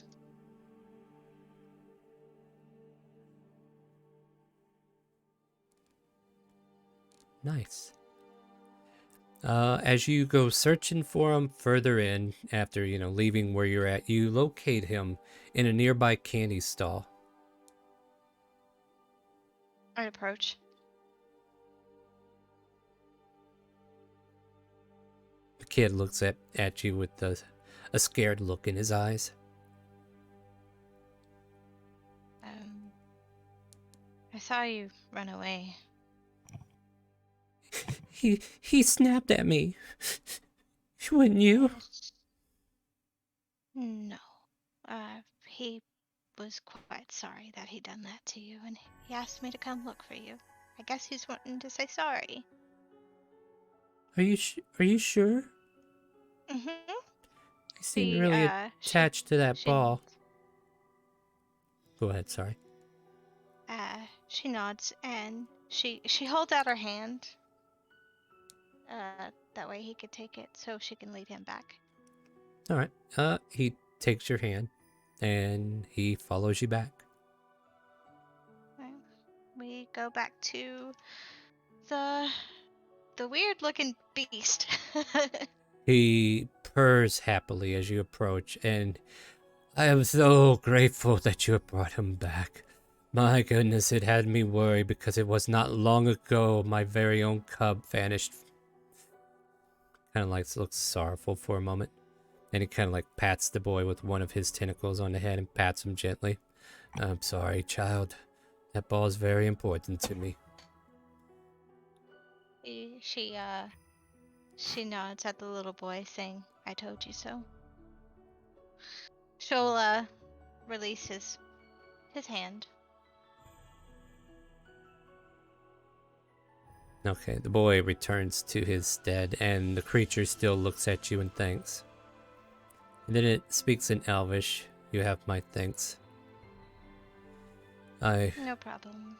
Been a long time since I seen my very own cub. To lose someone else's child would hurt me very much. She nods, almost with a painful look in her face, like a painful look upon her, or playing on her face. I don't suppose you see many of my kind around here, do you? No. Kind of like ruffles his back and the wings flutter for a moment. I am a very special case from the Fae. I'm what they call a displacer beast. Well, your wings are very beautiful. Once again, thank you for returning the child. Well, I guess I have to go back and see if I can't find that pesky something or other that I lost. I really don't know what else to tell you, child. There are many things that get lost in this carnival, just like my cub. It's hard to ever find them or expect them back. It'll be hard. But if I don't find it, I don't find it, I guess. And then she'll look up and then look back into the direction of the snail racing. I best get back, though. Very well. And she'll duck in between the shadows and stealth again. As you're walking away, he clearly turns back to the children and says, "Please, do not touch the mirror ball again. That belonged to my very own cub, and I wish you not to steal it from me." But at this point, you decide to go back? I just had to go back, stepping into the shadows and stealthing. Man, I thought I was going to make an appearance, but she didn't ask the right questions. Okay.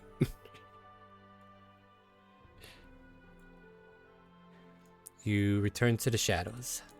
Yep. And make your way towards the racing. Yep. Which means we are on hour 2. As you find the party reveling in their winnings outside the snail racing.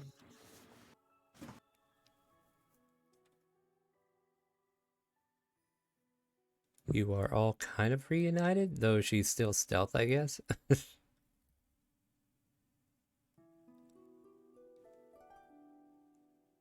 So, guys, what should we do next?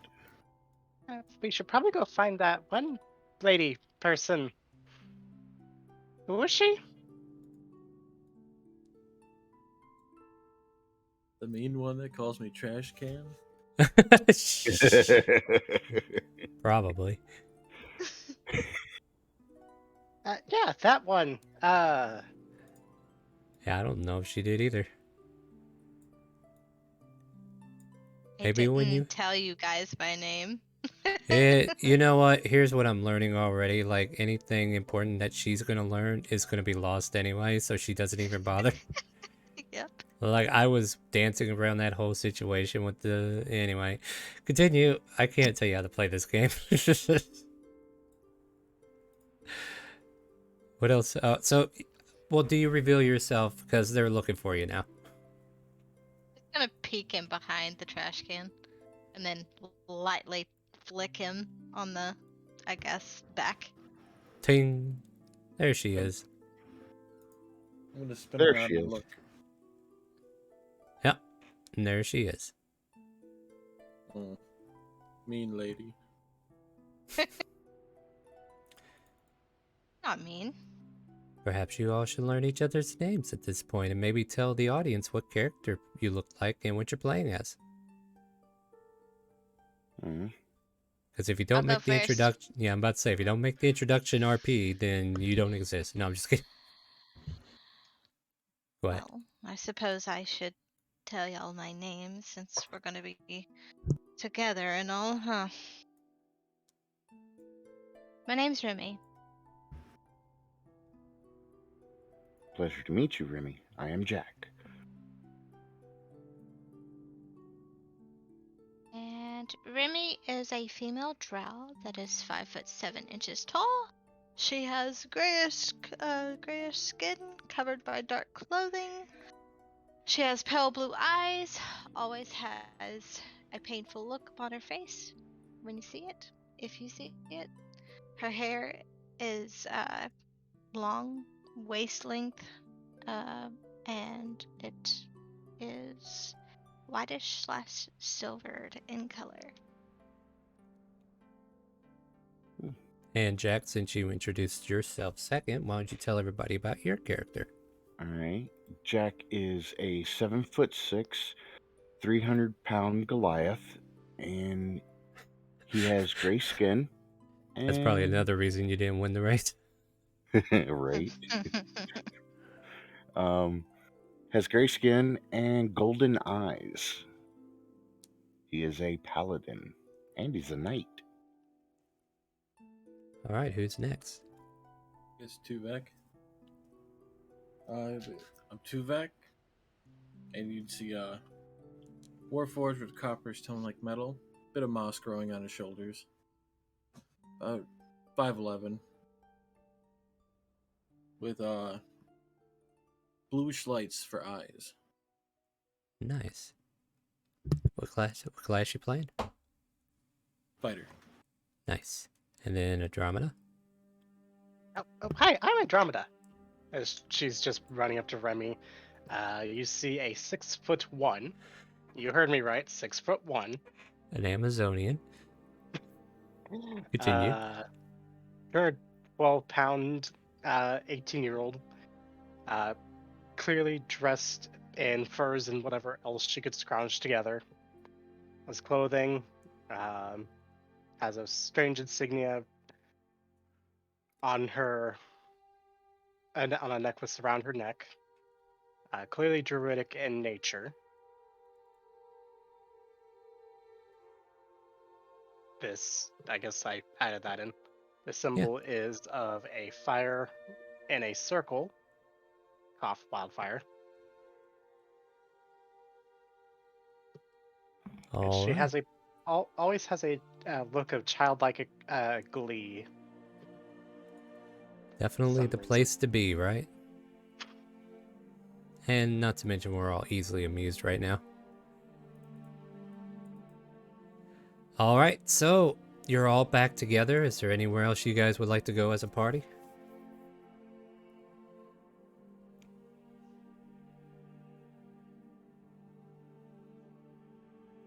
I checked out the lost stuff while y'all was here. Very cool looking displacer beast over there. Jack's gonna look to Andromeda and be like, "Wasn't you wanting to check out the Hall of Illusions?" Yes, but I have a quick question. What's a displacer beast? A very big cat with wings. Butterfly wings. Well, tentacles, but the wings were added And because of the tentacles. carnival. There was tentacles too. Hold on. Remember what Master said. Remember what Master said. Focus. What did Master say? Inside that. God damn it. Yeah, same here. I was about to find out myself, but okay.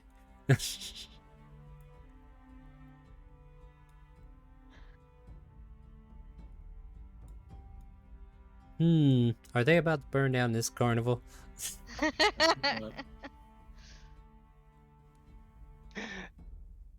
So what So did Master you- say? Oh. No. Go ahead. Tell us what you think what at least Remy would discern from your tone.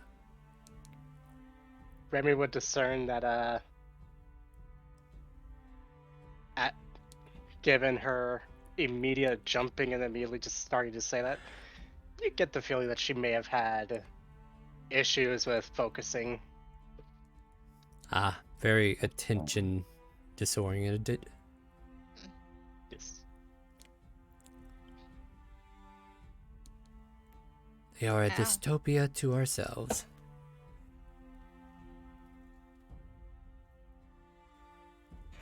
However, excitable, you guys want to hang out somewhere specific, or you guys just want to talk for a while? You're more than welcome. I'm just trying to We're just debate on going it. over to the Hall of Illusions. I'm just waiting for confirmation when that says we're moving. Yep, Yes. moving. The Hall of Illusion sounds like a Yeah! fun place. Get off of me, you big fat. Whoa, calm down now. Alright, let me go in here and find my locations. Okay, Hall of Illusions. Let's hear it. A wooden mannequin of grinning, raven-haired young woman in witch's attire and green flowing cape hovers inside a glass cabinet. At the top of the cabinet, a sign reads, Tasha the Wizard, known for her hideous laughter. A halfling couple holds hands as they approach the glass cabinet. One of the halflings is wearing a butterfly face paint. As he drops to one knee and pulls a small box from his pocket, his sweetheart bursts into laughter and begins rolling on the ground. The halfling in face paint begins sobbing and darts into a nearby tent without getting his ticket punched. I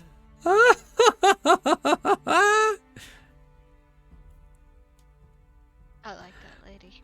If you guys want to make Of course history you do. checks, you guys can make history checks to see if you can recall something about Tasha.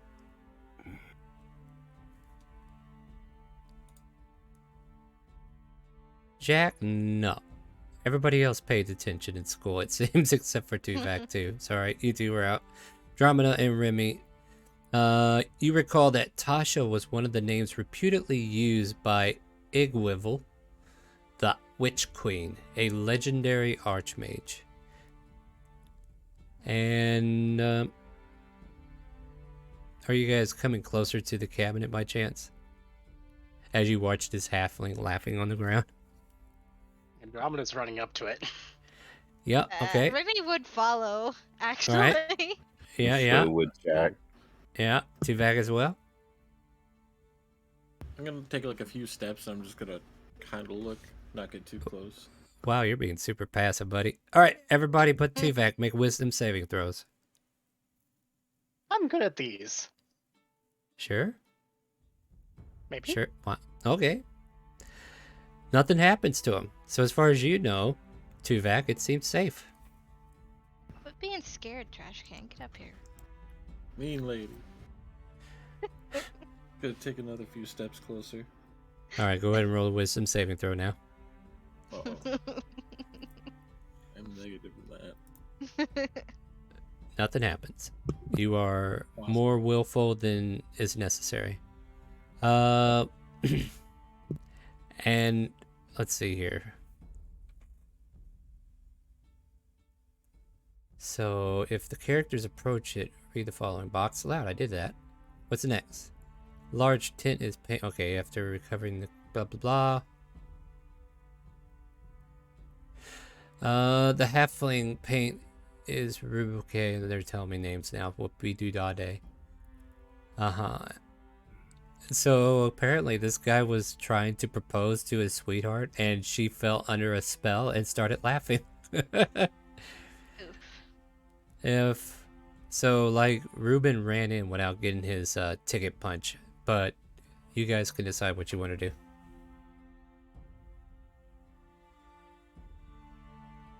do.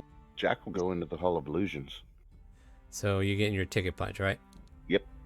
Should we check on him first? Yeah, Remy's gonna go over and check on the male halfling. Well, the male ran inside because he was the one proposing, and the female started laughing at him. Oh well. Oh. Okay, I'm just making sure you understand who's on the ground right now and who's inside. I mean, if you're going in, then you need to get your ticket stamped. Punch. Punch. I'll Yeah, sit just out say here and wait for, or well, I'll sit out here and guard her, I guess. eventually. Let's see here. I think she stops laughing eventually and sits up.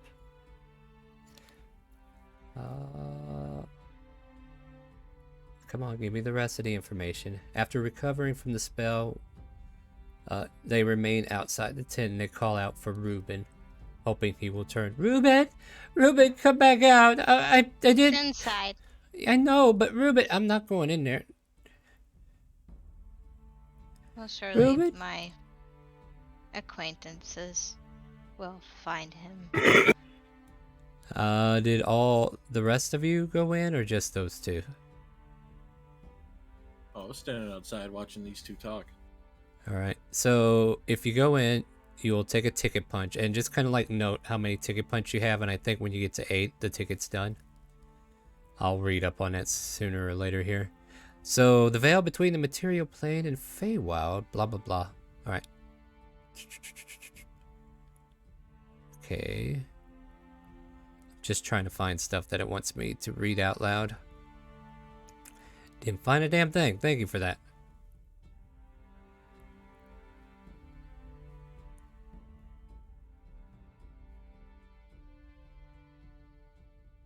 So, as you go to get your ticket punch, there's a reluctant puncher at the Halls of Illusion, and he does all he can to avoid entering. All the color has leached out from his skin, hair, and eyes.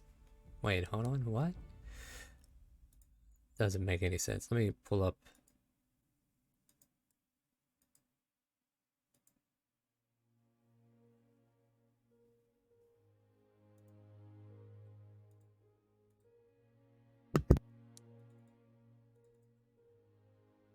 You know, with a name like that, I was actually expecting a candle in his foot. Oh, okay.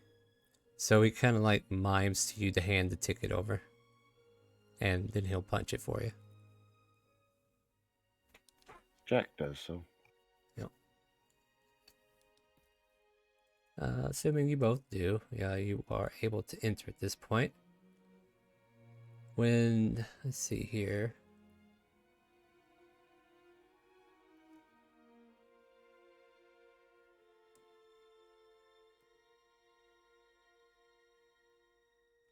Aha.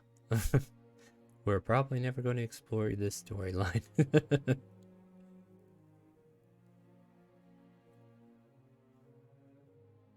So he moves his lips, then shakes his head while holding his hand up to one ear.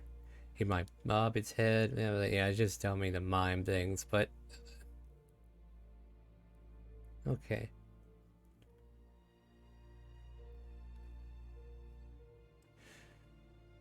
Oh, but he wouldn't know to ask, right?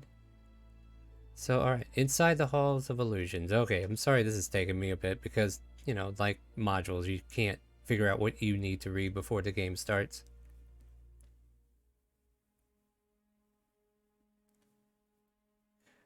So, as you kind of like enter, you see a bunch of tall mirrors that line the interior walls of this tent. The mirrors near the entrance reflect the onlookers in their youth. The images grow steadily older until the mirrors deep within the hall reflect onlookers in their twilight years. So you kind of like see yourself aging as you go. As you scrutinize the reflection, you might want to think about what you look like as a child and what you might look like older.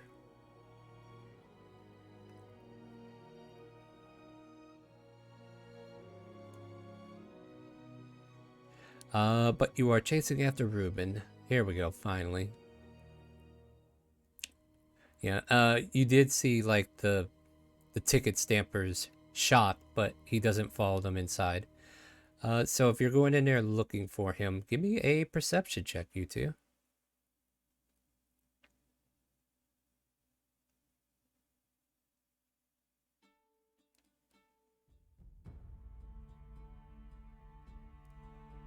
kind of like search and search, but the mirrors are just too distracting for you at this point.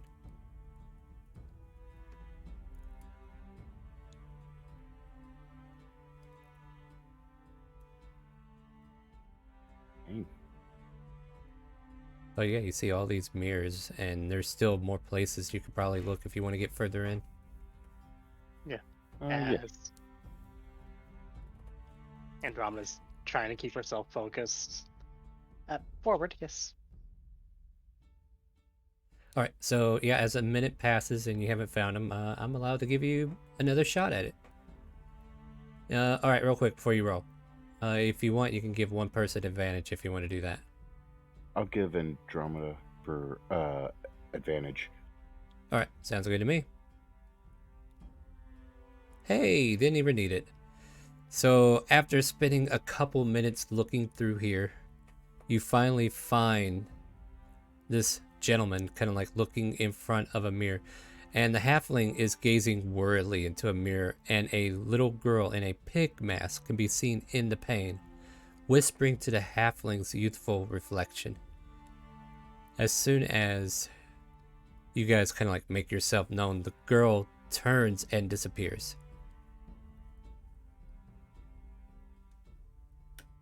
Could I try to roll a perception to try to hear what she was saying? As soon as you guys kind of like made it into the scene, she kind of like, she was whispering to the reflection, necessarily not outwardly, so you couldn't tell if there was sound being heard. But you did see her, and she did dart off into the, like, she runs away at that point. And Ruben just kind of like shakes his head for a minute and looks onward for a bit. But you do find him. So, real quick. It was the girl was in the reflection, yeah? Yeah. Yeah, Could the I girl... roll- Oh, go ahead. Now, this is a bit of a stretch, but am I allowed to roll nature to know if this is a naturally occurring thing?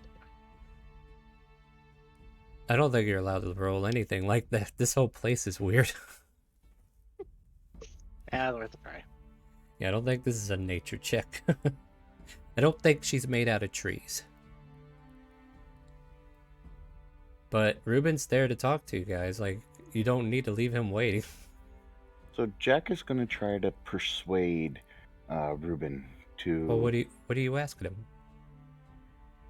him? I was going to say to him, I don't think your beloved meant it the way it came out. Huh? Oh, sorry, I was just that girl in the pig mask. They were asking me if I had any regrets.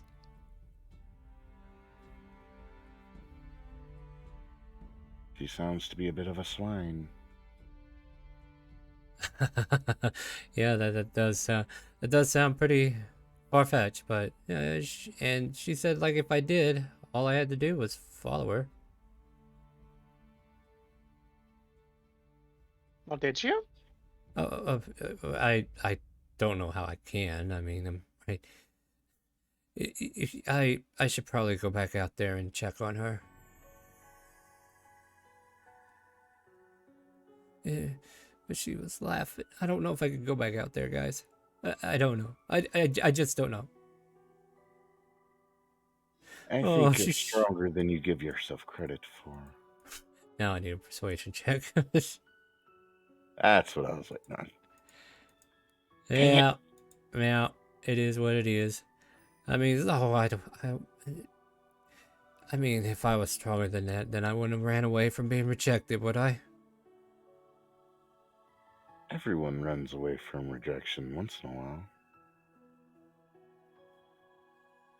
May not have been a bit of rejection. Okay, I need to go and add something. Wow, this thing is way over the... So yeah, I am grateful that everybody is patient because the story tracker needs updating with some other news. But continue, I'm still listening. Jack will help lead Ruben out. fair enough. Yeah, he'll start following you guys out.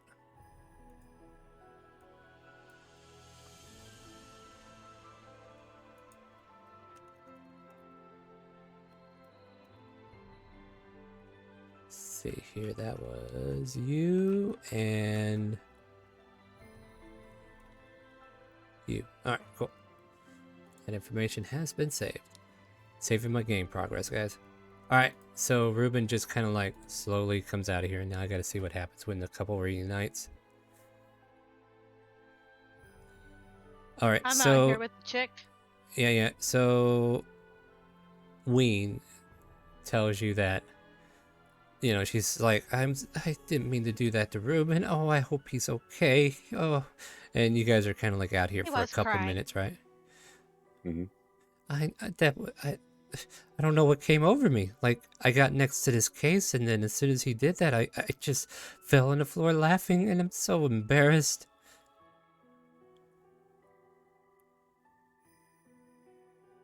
But as you step out of the tent with Ruben in hand, Ween quickly runs towards him, gives him a big old hug, kisses him all over, and says, yes, of course I will. I'm sorry, I didn't mean that. I just, something, and, you know, she tries to explain herself, and then Ruben just kind of like lightly starts to smile again, and the scene becomes jovial once more.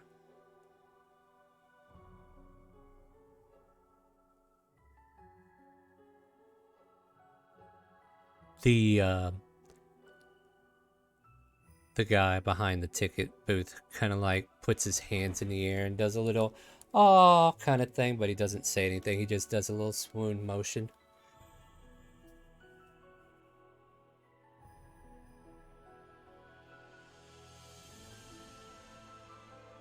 And then the couple depart as you decide what you want to do next.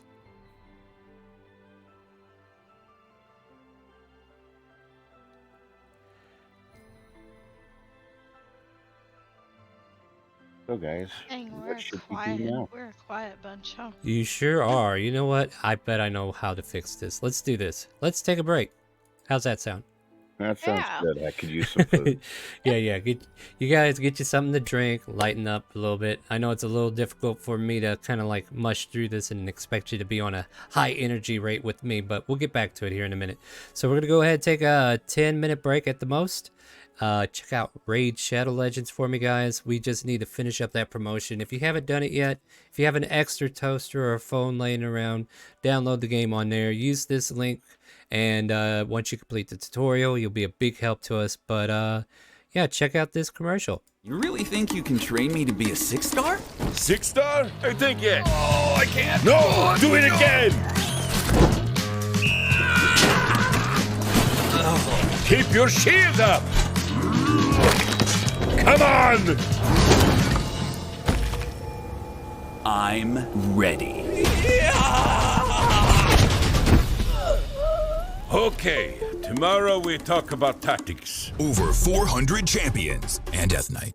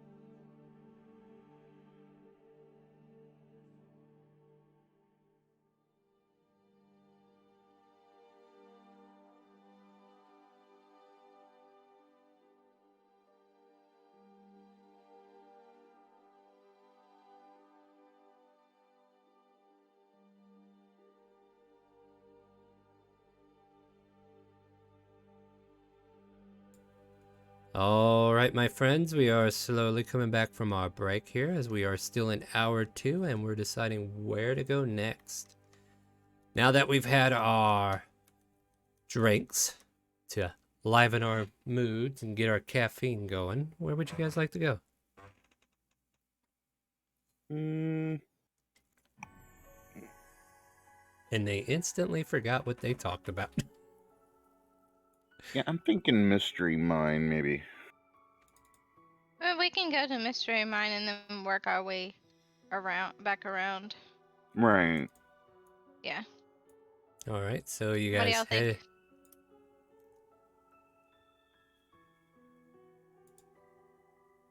And she offers Donate! as nobody I answers. said, yeah. It's alright. My mic didn't pick it up. Okay. Andromeda said yes too. Yep. Okay. I'm the one that suggested that idea, I think. Yeah.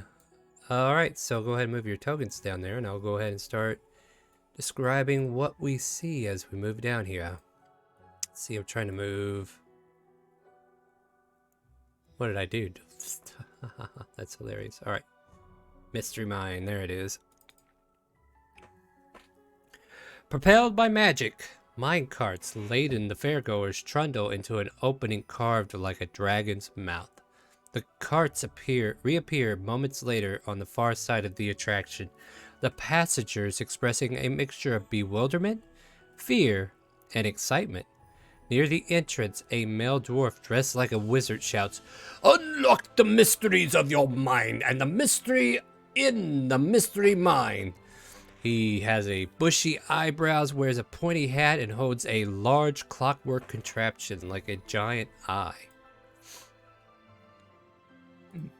And apparently he doesn't have a character sheet. Well, he has one, but it's not of his character. So I can't show you what he looks like.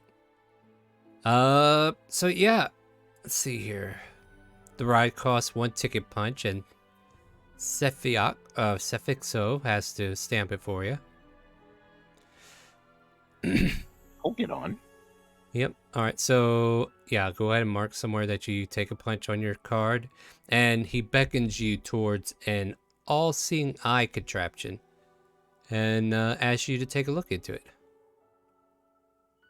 I take a look. All right. I need you to write down your name.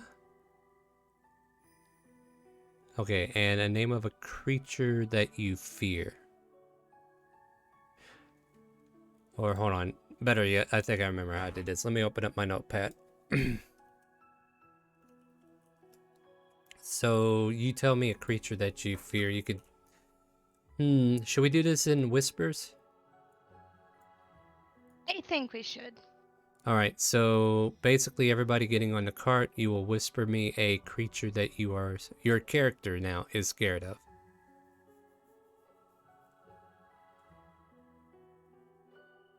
I forget how to do the whisper thing.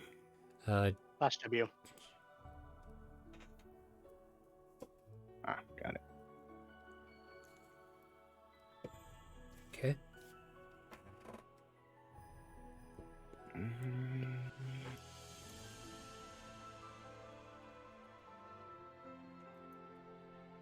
So I have to ask, what are we gonna see on there? An adventure of a lifetime, your greatest achievement to come to pass. All-seeing eye knows all. Just take a gaze upon this as you last. I don't even know why you're here, sir.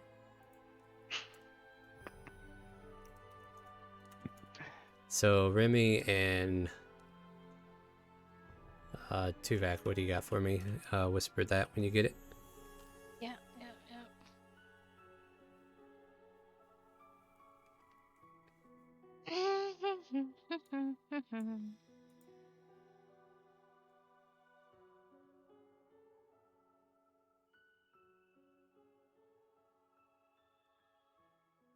Okay. Oh wait, one person.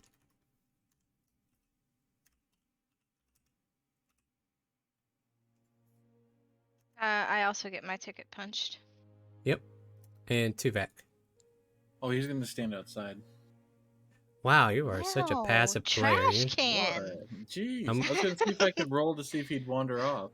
I'm going to probably start having rogues come near you and see if they can steal your shit then, because you got to interact with the game somehow. It's okay. I'll pickpocket the trash can. All right, so as you... Well, see, I feel bad because now I'm only doing 3 characters instead of all 4 of you. So, yeah, you know, you can play the game with us, right? But... Trash can.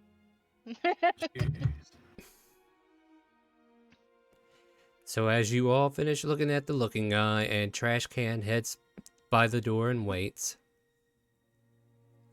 this 2 mine carts that can carry up to 4 people in each cart pulls up, and the 3 of you can enter into one of the carts. I'll get in the cart. I'll get Or in the each cart. cart holds up to 8. Okay, no, okay. And then Shall I as get you, in the cart? all right, and then as Trash you, can, do you want to come? Mean lady. He's just gonna stand by the door. oh, you don't know what you're I thought I was missing. a sour puss. Jeez.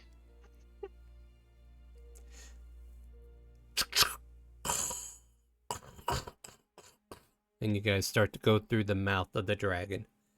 And the ride plunges you into an interesting dark field of stars as you kind of like burst through, and then corkscrewing through trees that start to pop up, and undulating hills, and a prismatic sky starts to show itself the further in you get. And as you get hurtled along the track, you start to see things.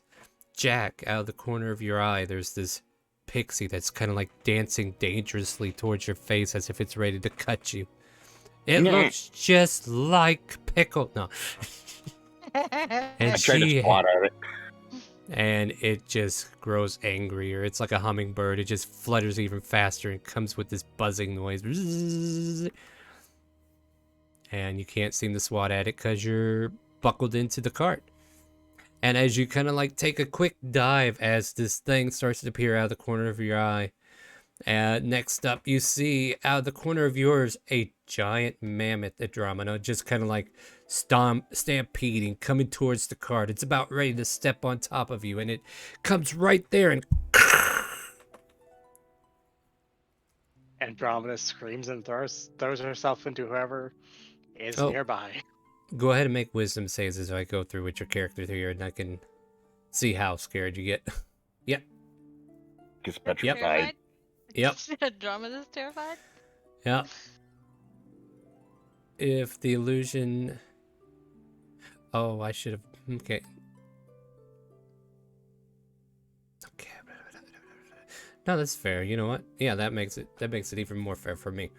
And then as we kind of like corks through a bunch of winding roads, and then it just kind of coming out into another plane, popping out of the earthy hills, you see these bullets popping up. Remy, go ahead and give me that wisdom save.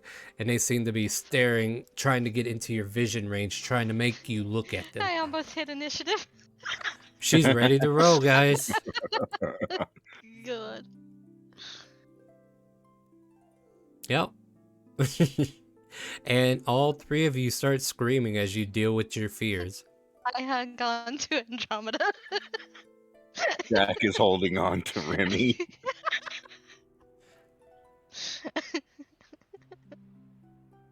All right, so what I need you to do now is also make... Let's see here. Go ahead and make 3 more. This one here was going to be at disadvantage anyway, but I need you to make 3 more. These will be straight rolls. These are at other people that's on the ride as their images of fear comes towards them. Wisdom saving throws? Yeah. 1, 2, 3. All right, let's see what we got here. Looks like... All right, so if you got 12 or better, you don't have to remember how many you failed. Or you don't have to remember that one as a fail. All your fails you need to remember. And then, let's see here.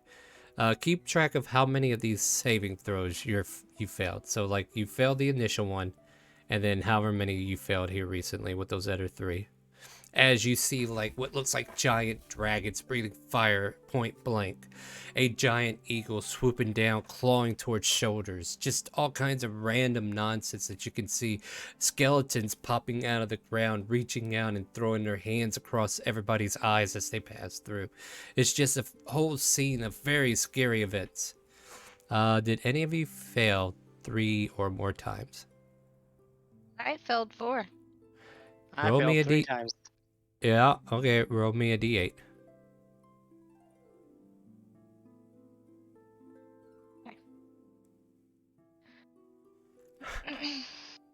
Alright. 6. Oh boy, you guys are gonna be fun. So for the next so for the next 4 days for Andromeda and 6 days for Remy, you're gonna have nightmares.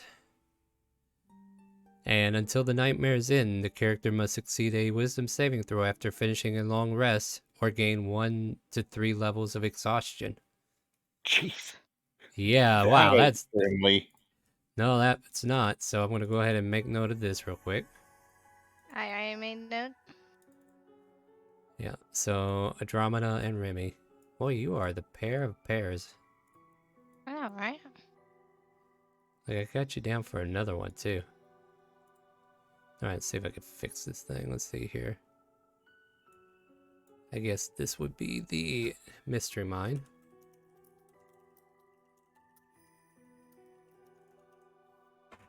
Three or more. I just have you two on this whole list, right? So you're like the only ones that are doing any... See, this is sad because you're not trying to take any chances, Robot Man. I need you to start taking chances.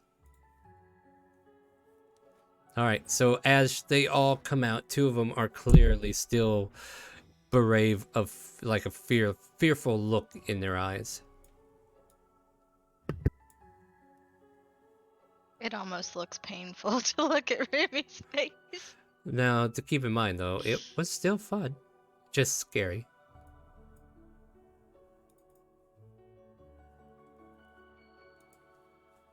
And then I'll see if there's anything else in the mystery mine I need to read to you before we book the next flight. Did we get out yet? Oh yeah. You're out. Like, you can go meet up with the trash can if you want. Remy's gonna go up to the trash can and she's gonna be like, "It's a good thing you didn't go. Probably would have been scared anyway." She kind of looks up and then back down at you, or back at you. Travis, or damn it, Jack walks over to Tuvok and is like, "Yeah, that wasn't so bad." Oh. I'll have to try it then sometime. Why don't you try it now? All by yourself. Yeah, we'll wait here for you. There Did is I a try card that just pulled up. Yeah. And Yeah. I should probably roll a deception For Yep, what? I'm gonna roll a deception because I too. told him we'd wait for him here. Oh, that's mean. Ah, I got a nat 1. You don't think he's gonna wait for you? Remy might. He's gonna walk in. Alright, so you're gonna get on? Yeah. Alright, so what is a creature or beast as this wizard guy puts the eye of all seeing in front of you to look into your blue blazing eyes? What creature would you be scared of? Let's see. I'll DM it. Water Alright. elemental. Shush, guys. He's Water. afraid to rest.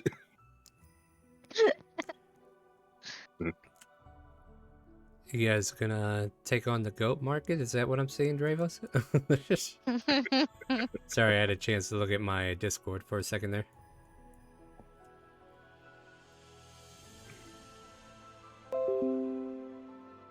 Aha.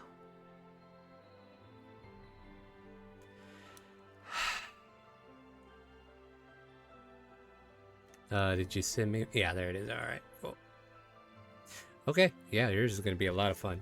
So as you get onto the ride, you get buckled in, And you're kind of restrained there for a second. You see several other people who are waiting in line just like you quickly take a seat next to you. And then you go through the mouth of the dragon. You start to see a starlit sky as you go through the throat, and then eventually it turns into day and spiraling off these giant hills and a crisp blue sky. It seems like normal. You see a unicorn off to the one side, and then I need you to go ahead and make a wisdom save. This one is not at disadvantage, as it turns into a black unicorn and starts flames going across its eyes and dashes towards one of the ongoers. Unfortunately, not phased, or fortunately, not phased by it. And as the ride continues on, you start to see tentacles and sea and water. Then all of a sudden, a giant kraken reels its head out and tries to lurch after one of you and tries to reach around. Go ahead and roll that wisdom again. And just barely hanging on. Like that was a good one, but you still seem to be able to not be feared by any of this. Then you start barreling down, further down. It just doesn't stop.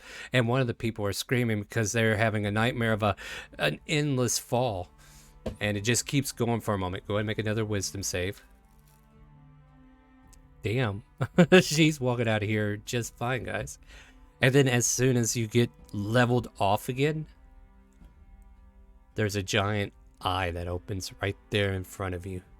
And then there's several small tentacle eyes that kind of like come down and look directly at you. Make a wisdom save at disadvantage. His must have been a beholder. And don't snitch on him. Anyway, this one grips you and you can feel the fear from it. And I don't know, how do Robot Geo? He's just gonna start yelling and trying to get out. The restraints keep you from getting out, and then eventually the thing barrels back to the beginning where it lets you out. And I don't know, did all of you wait for him or no? Jack didn't. So Jack took off. Remy's not here neither. That means Andromeda's not here. Oh no!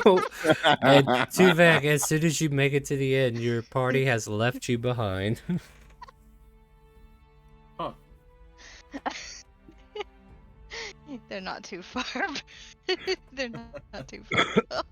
What, did you guys like duck out as soon as he pulled up, so he made him like he was by himself? Yep. Remy did. All right, so yeah, as you like look around, panicking for a minute, you could see the rest of them up the road as they're fixing to go somewhere. Just start following. Okay, so he just kind of like follows in. So yeah, after he gets back with the party, you could have a disposition if you want. But what would you like to do next, as you are now was on you hour scared 3? of trash can? I want to incite him.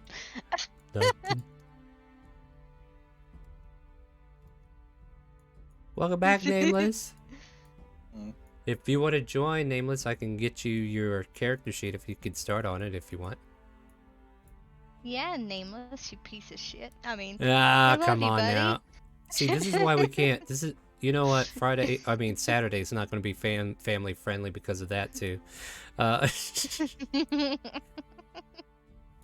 Like I literally put a thing on there on YouTube saying children probably shouldn't be watching this. Lexi and her he'll jump in. vulgarity. She needs to Yeah. quit. Yeah, something like that. All right, but let's stick into the game, guys. So yeah, trash can. What was you afraid of? You lying to me? You trying to hide that you were afraid of something? Can I try to roll deception? Yeah, I go mean, you ahead. can try. I'm not scared of anything. Ooh, just Mine barely says failed. 20, bitch. Tell me.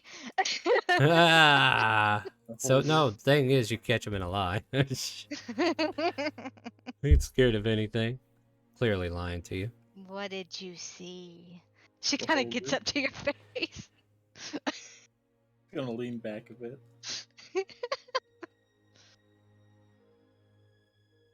And Sure then she's doesn't gonna answer the question. peer out in her, like, she'll get really, really close, making herself look like she has one eye.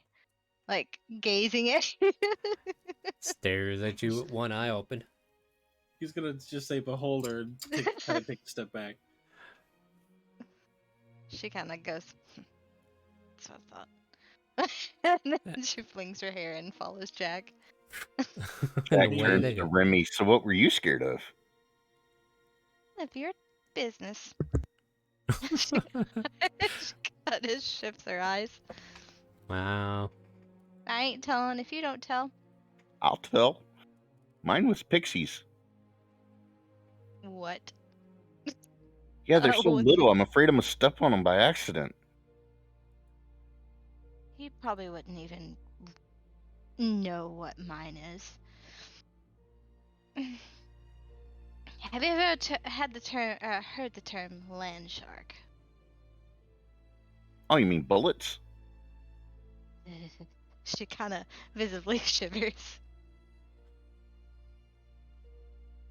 They're so big and creepy looking. They're very hard to kill. What Especially about at this you, level. flamey lady? The mammoth's coming. The mammoth's coming. The mammoth's coming. Gotta hide. Gotta hide. As she's just trying to get into your arm more. You do hear like a loud thudding noise as if something was about to charge behind you. You turn to look and it's like a cart just kind of like fell over. You assume she turns to look. She just yelps and tries to dig in further. There you go. Remy's gonna grab onto her shoulders and she's gonna shake her very violently. Snap out of it! And while Remy's doing that, Jack's trying to shake Tuvok. What is all this shaking going on? As the third hour strikes, where would you guys like to start working your way towards again? We're just gonna work our way toward the Lost and found. this, no. Or Yeah, that's our Calliope. end goal. But yeah, this place. Calliope. Calliope? A merry tune spills forth from an instrument on the back of a brightly painted wagon. A monkey wearing a cloak covered with buttons turns a handle at the wagon's rear, sending music into the air from rows of golden whistles. As you watch, a goblin dressed as a ladybug toddles up to you, rattling a tin cup.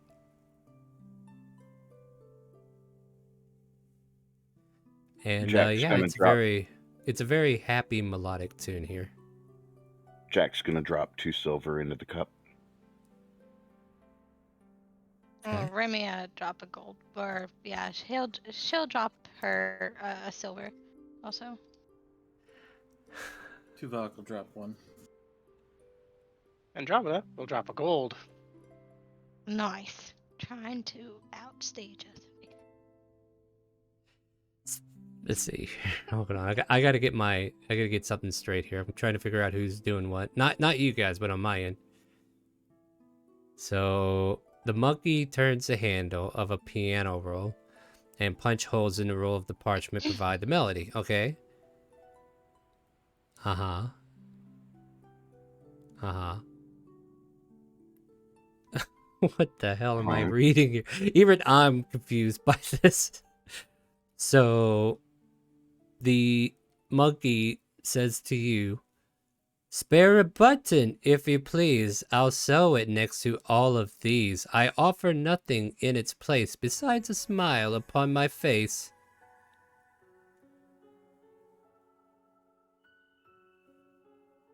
Can I insight the monkey? I guess. I want to insight the cup holder.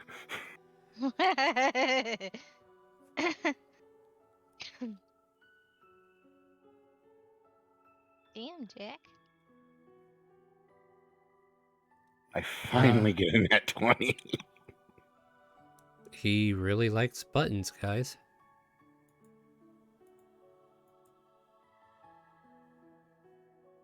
I mean, it's weird. I guess with this insight, like, you get the feeling like He seems too human to be a monkey. I don't think that's a normal monkey, guys. Nothing in this place ever is.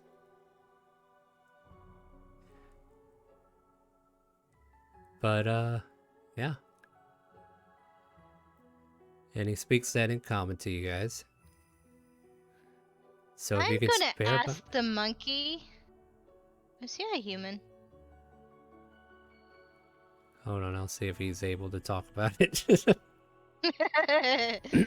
Hmm.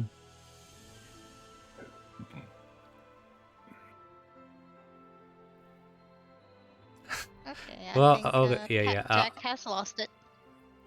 What has Jack lost? He said something about a green dragon baby crying.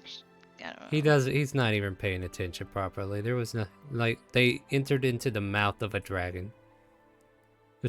Don't worry about Sample. He'll be all right. So apparently he wants buttons, but the beetle goblin takes your money. Mm-hmm.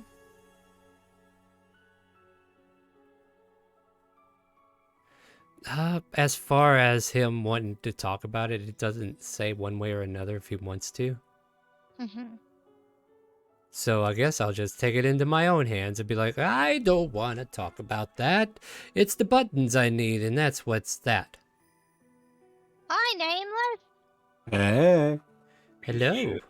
Hey, cut it out. That's her. That's her line. Welcome, Lady Loki, to our chat. All right, so you should have a character sheet, and you can use the stats that we have in our pin message there. You good with that, Nameless? There we go.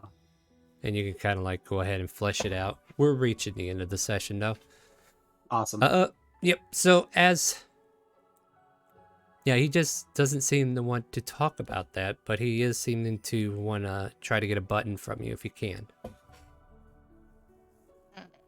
Like a sewing button? Yeah. He likes to collect buttons, apparently. She'll pick a button off of her top, and she'll flick it at him. Uh-huh. He catches it, and you see this monkey smile brightly at you. That's for not wanting to talk about it, I guess. Jack's gonna try to grab a button off of Remy's shirt. What? And toss He's it at the gonna monkey. smack him. Yeah, it sounds like a sleight of hand if I ever heard one. Not the Deal. right. Sleight of hand that bitch. Sleight of hand that bitch. See what happens. 19. Oh, you're a bitch. Well, you have a perception. Ah! Aw. You know what? I'm gonna buy advantage. What? You'd probably be better off buying disadvantage for him. Wait, yeah, I'll buy disadvantage from Does cost more though. Space. Don't care. Yeah, you do you while I go ahead and take notes here. So let's see here.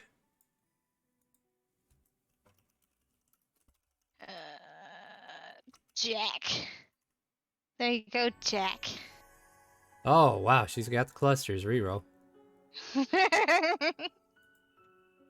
Well, Someone's like, there you I go. still go for it. Aw. Damn it. Well, it was worth a shot, Another right? one Yeah. of my buttons fall off magically. I don't know how. I don't either. Like what kind of? Well, anyway, so you catch one of her I buttons took and a button from the sleeve. then do what with it? Keep it for Toss yourself. that monkey. He catches it, and you see him throw it. Like you can make a perception check to see if it's yours. Yeah, I'll do that. I mean, I can at least give you that.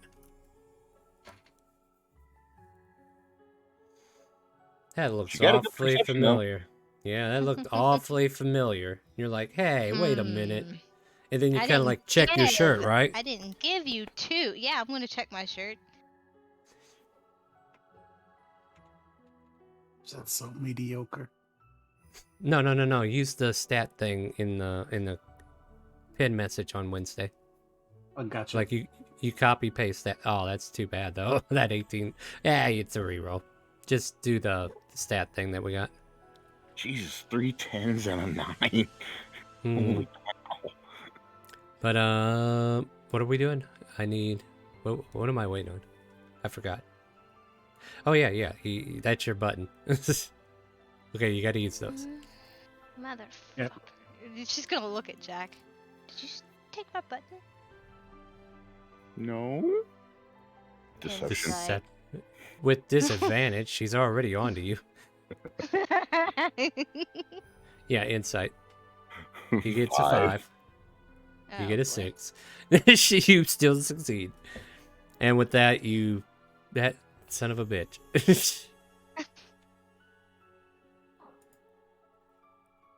Roll She's gonna look at initiative? No. Andromeda. She's gonna look at Andromeda. Will you trade me places? I'm tired of being right next to him. Sure. As she'll trade places with Remy. Okay. And she's gonna look at the monkey. If I give you a button, could you answer a question? The question you ask may be heard, but I can't promise you I know the words. Okay, Thank I you, have Pack 2 Jack, for questions. subbing. Oh, he's One, talking do you always about... speak in rhyme? He just nods. Huh, interesting. Second, where do lost things go? Like,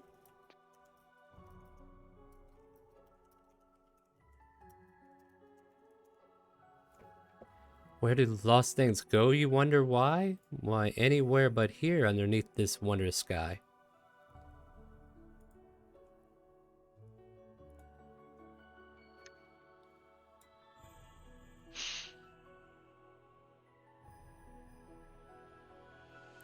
so Did he kind of like coughs and then like in a smoker's breath, he's like, come on, kid, quit asking all these damn questions. I don't like talking in rhyme.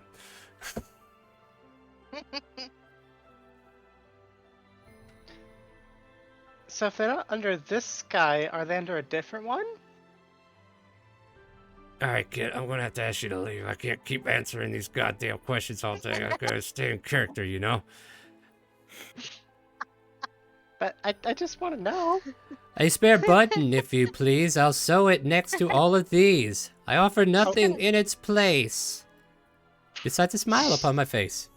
She's gonna And then- rip off another button and flick it at the monkey. Ow! What is with you people and your flicking? It hurts, and I don't take a ticking. Can I Meanwhile- handle the monkey a silver piece? Yeah, you can hand the monkey. Yeah, or the monkey looks at the silver Archie. piece. Yeah, and he throws it towards the ladybug. The ladybug's the one that has like a tin cup, Mm. and she holds it out to you. And then, do you give her one? Yeah. As soon as you do, she kind of like takes your hands and tries to spin with you in a dance. Okay, I'll follow. And you just start spinning there for a moment, and she kind of like happily spins you around. This little goblin and this 5'7" mecha just spinning in a circle here, dancing playfully at the Calliope, whatever this She's place gonna may be. turn to Andromeda and Jack, and she's gonna be like, "Well, now our trash can's got a spike in his step, huh?" You spin me right. right. Yeah. And then Spike? you're released, and the happy little goblin kind of like comes over and hands the can over to Ernest, who just kind of like takes in the earnings. Okay. Yeah. I'll walk back yeah. over by the group. And because of that, you make it a lot merrier. The music seems to be even more livelier and happier as you guys continue to enjoy yourselves here at the Calliope. Is there anything else you guys would like to do? I would like to step behind this place and stealth. The place we're at? Mm-hmm. Go ahead.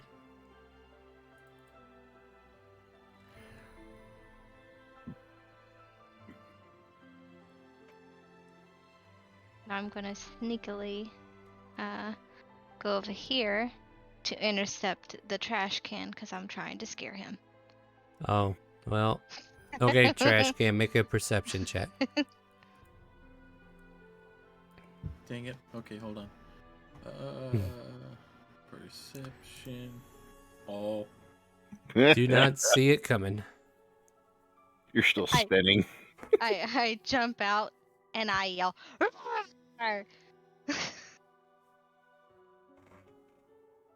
Spin around real quick. Kind of put up his hands like he's gonna try to like slap it. Whatever it was. Yeah, yeah. And you see Remy there just waiting to put trash in you. Mean lady. He's gonna walk over by Jack.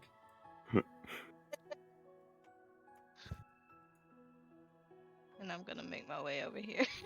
Alright, so where are we going next? Lost property? Yeah, lost property. As you guys are making your way there, let me read what happens next here. Spectators file into a big top that fills the rolling seats, and if the characters join, I get to read something. But you can see people just piling into the big top. Wait, is this hour 4? Yep. I think Jack will go into the big top. God damn it, get back here. Shh. Hey, trash can, go get Jack. What?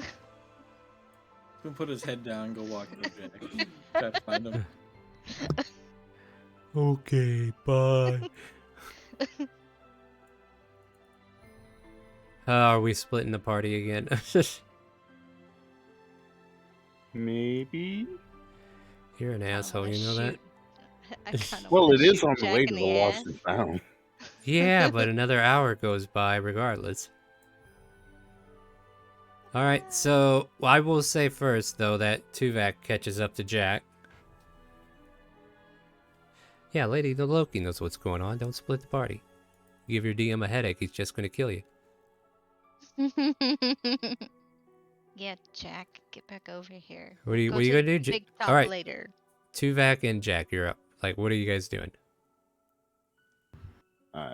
Jack's trying to find a seat at the big top. Then Tuvok, what are you doing? I'm gonna walk with him and be like, why'd we split? Well, there was a bunch of people going in here. I figured I'd see what was up. It's not like the other one, is it? The other tent? I don't know. Why is Gotson a forbidden word on Twitch? Sorry. I'll just follow him. Sit with him then. Oh, alright. So, two dispositions again. You kind of like sit out there waiting for half a minute, and then you kind of realize, Remy and Andromeda, that they're not coming back right away. I see now that I might or may not or might have to put an arrow in his butt.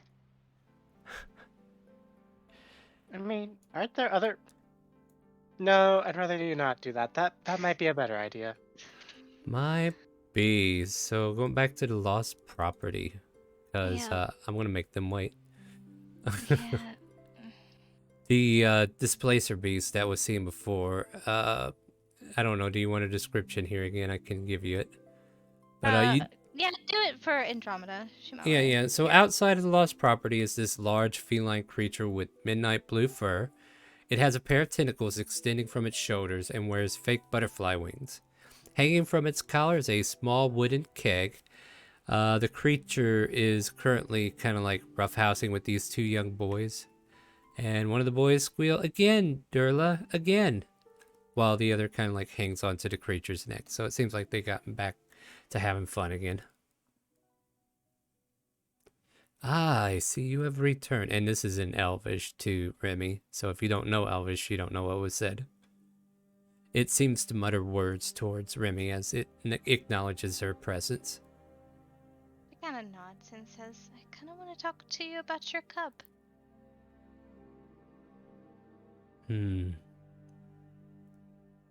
What else is there to say about it? Wondering how it got lost, or he or she. You didn't specifically say what gender your cub was, but How did it exactly get lost? Did it run away? I don't know. Are you saying you have intentions to look for him? Well, I could try. My cub's name is Star. And this here, pulls out the mirrored ball, was his favorite toy.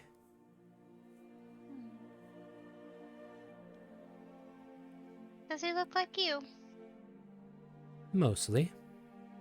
Maybe a little smaller, being a...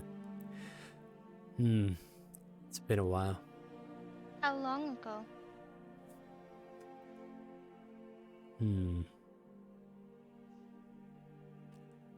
This is the DM taking a pause, not him. It's fine. Because I think it's 8 years, just like your problem, but I need to double check. Did I just hear a cat or something? What the hell? I apologize. Oh, was that you? Minerva bad! You're all right. Yeah, Minerva is in heat, and she's been Oh. yelling. Oh, okay, that's what that is. Bad kitty. Yeah, more thirsty cats, just what we need on Yeah, this stream. yeah, exactly. All of a sudden, my house is the hottest ticket.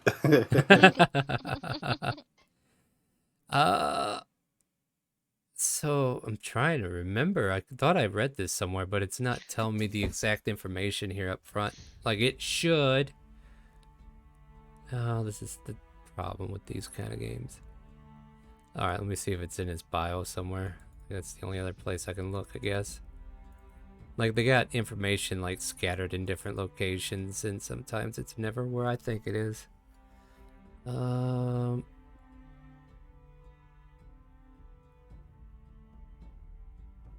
Oh, just a few weeks ago. See how hard it was to find this one freaking sentence? Anyway. It was a few weeks ago, yes.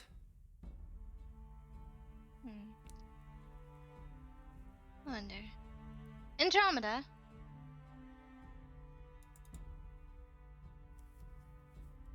She kinda Yes, looks hi. Yeah, We all were poke it in the talking, chest. I'm sorry? Would you come over here a second? She's just gonna run that way. Don't hurt yourself. This beautiful creature has lost something very, very loved. Like us, apparently. And it went missing like a few weeks ago. It's his cub. I was wondering Indeed. if you could help me find it for him, or Star for him. That's his cub's name, by the way. Oh, I'm sure I could help. And she's gonna immediately look at the collar. Oh. Anyways, I'm sure we could be able to help. Do you remember anything specific from that day? By the way, I think this thing can only respond in Sylvan and Elvish. Nice. Yeah, so you're kind of like having to translate everything it's saying to you, and you to well, like it understands common, but it doesn't speak it, and it kind of. Funny. So let's see. Actually- Here's. Say again. So she'll start in common, and then after not receiving a response back in common, then she'll just reply in perfect Sylvan. Actually, will this work better for you? Oh. Now Remy geez. can't understand. Yeah. So everybody's got their own little conversation piece. Well, here's the thing. Like you wouldn't know to say it in Sylvan. That was a phone table information, buddy. But for now, let's just go with the point that she's kind of translated, because unless it's asked of her, like I don't think you know to use Sylvan. So I feel like that was a little too forced there. But let's see here. I'm just trying to gather more information and stalling here. So now I will stop stalling. I think I got it all figured out now. Oh, okay. So what are you asking her exactly? What was the last thing she recalled? Yeah, kind of like details of that day and so forth.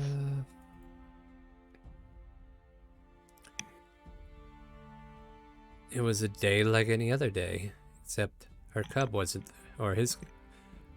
Is Duralog a male or a female? I don't know. But their cub was not there. Do you remember any strange noises? He just wasn't where he was supposed to be. Do you have any idea where they may have ran off to? Well, it's been 3 weeks ago, or a few weeks ago, and we were in the Feywild at that point, so they could be anywhere between here and there. Translating through you and Remy. Maybe we can search the woods nearby.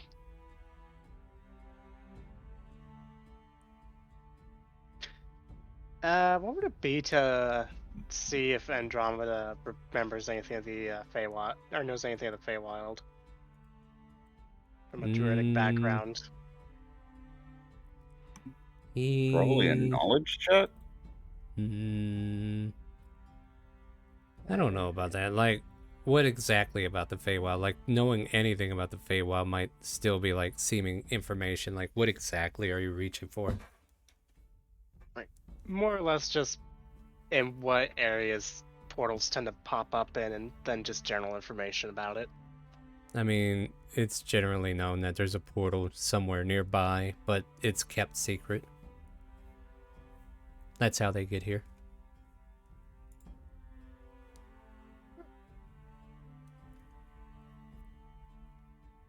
Okay.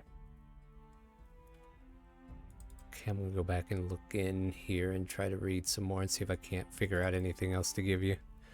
But the creature does introduce itself to you. I am known as the Lagron.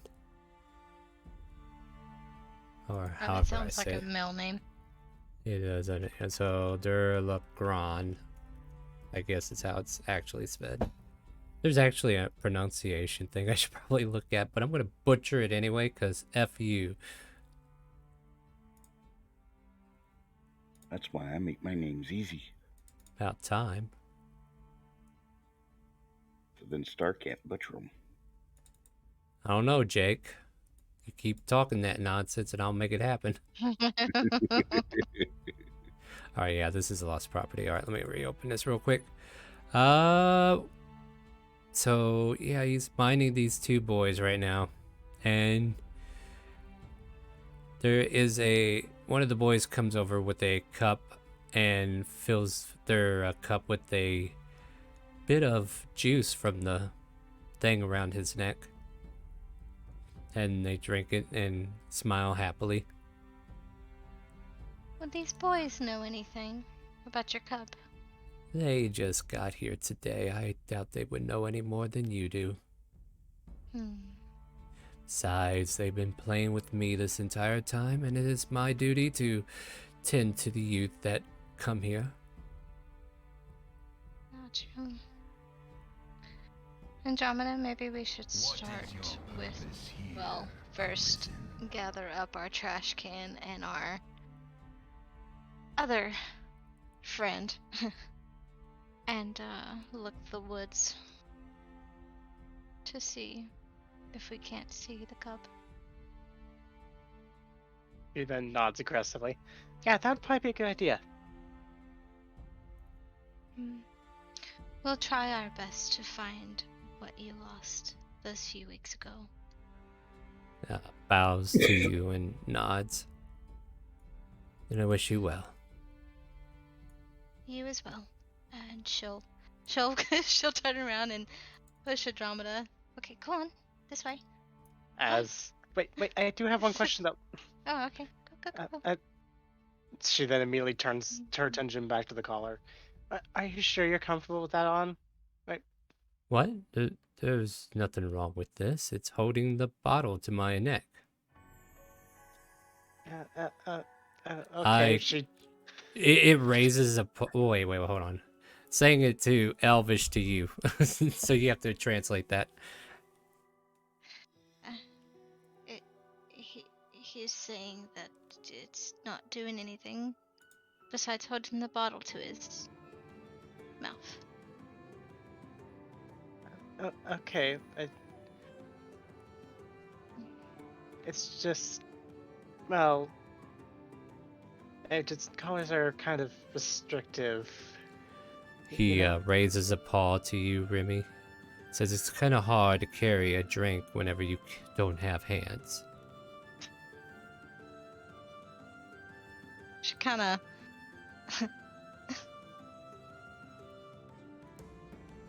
That's funny. She point at the paws and then she'll say, he just said that it's kind of hard to grab a cup whenever you don't have hands but paws. That's fair. As she's just gonna then walk off. It's really a little. Yeah, like this wasn't like a restrictive collar by any means. It was just there to hold the keg to its neck. Or the flask thing that it has. He still dislikes all colors. That's fair. You're in Parithia, that's not a good place to be.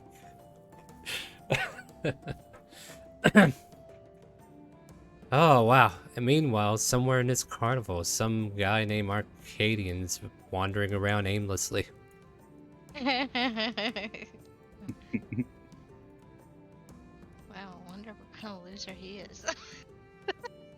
I don't know, should we find out? Yeah, let's go. Let's get it. Well, I mean, there's a big top event happening right now, and I guess what I need to do actually is tell the other crew what they're seeing before we get into that. We might actually still just bring him in next week. I just want him to get finished there. Alright, let me see what I can close real quick before I move on.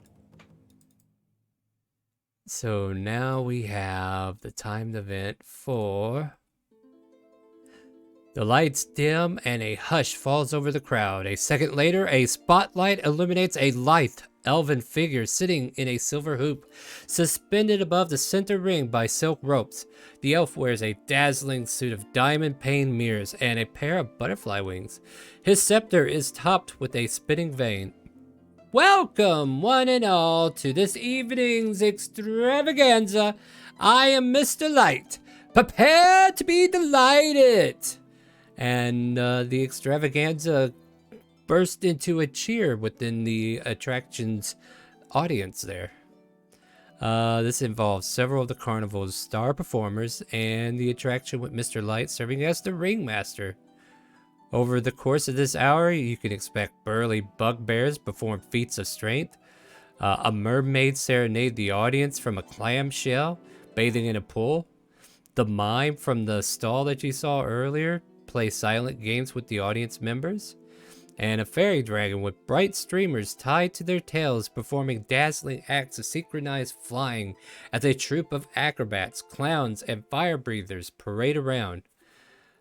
At like halfway through this, like the rest of you kind of like see where they're sitting, and you can like go to their seat and be like, hey, why didn't you follow me, or whatever you want to do.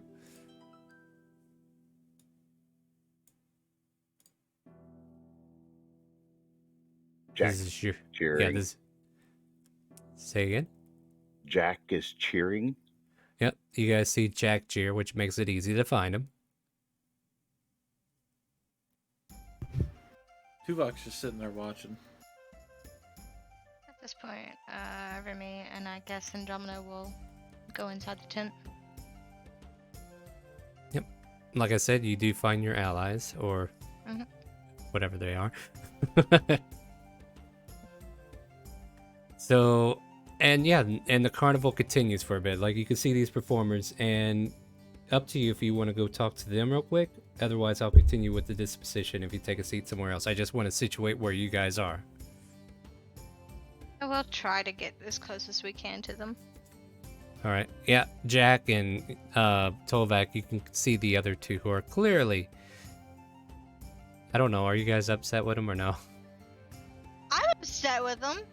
Yeah, clearly upset with you. At least one of them. Andromeda, were you upset? No, I mean, Andromeda doesn't really think much of being mad. Being Fair mad enough. doesn't help. Sure enough. But as you kind of like get closer to him, near the end of the show, Mr. Light turns to the guests and asks, would any of you like to perform an act for the crowd. Are any of you willing to woo the spectators here with your antics of enthusiasm and cheer? Is there any of you who would be willing to take the stage and perform? Yes. Man, that's your Yeah. calling. The I'm gonna chaotic stand calling. up and I'm gonna point down at her. Oh no! Try to get ringleaders. I'm gonna hide. We have a volunteer. There's a Two light on you. volunteers because Jack's wanting to do it too. What about Andromeda? Andromeda is just standing up and jumping with glee and excitement. Oh no! We have 4 volunteers, it seems. Like 3 of you are semi-accepted. 1 of you's like, what the fuck? And then you Alright, guys let's do kind of this. like, yeah, you guys get escorted down by the staff. They kind of like grab you by the shoulders and pat you Remy gently, is let you know. fucking just cussing up a storm in Elfish. So any character who accepts the offer can try to woo the spectators with a check performance, unfortunately. You could describe to me what you want to try to do to perform before this crowd, but you must do a performance. Otherwise, it's not going to count. You can choose to perform together, make it a group check instead. But carnival mood by... Okay, that's my information anyway. So yeah, you guys can decide to do it together or individually. Jack wants to do his individually.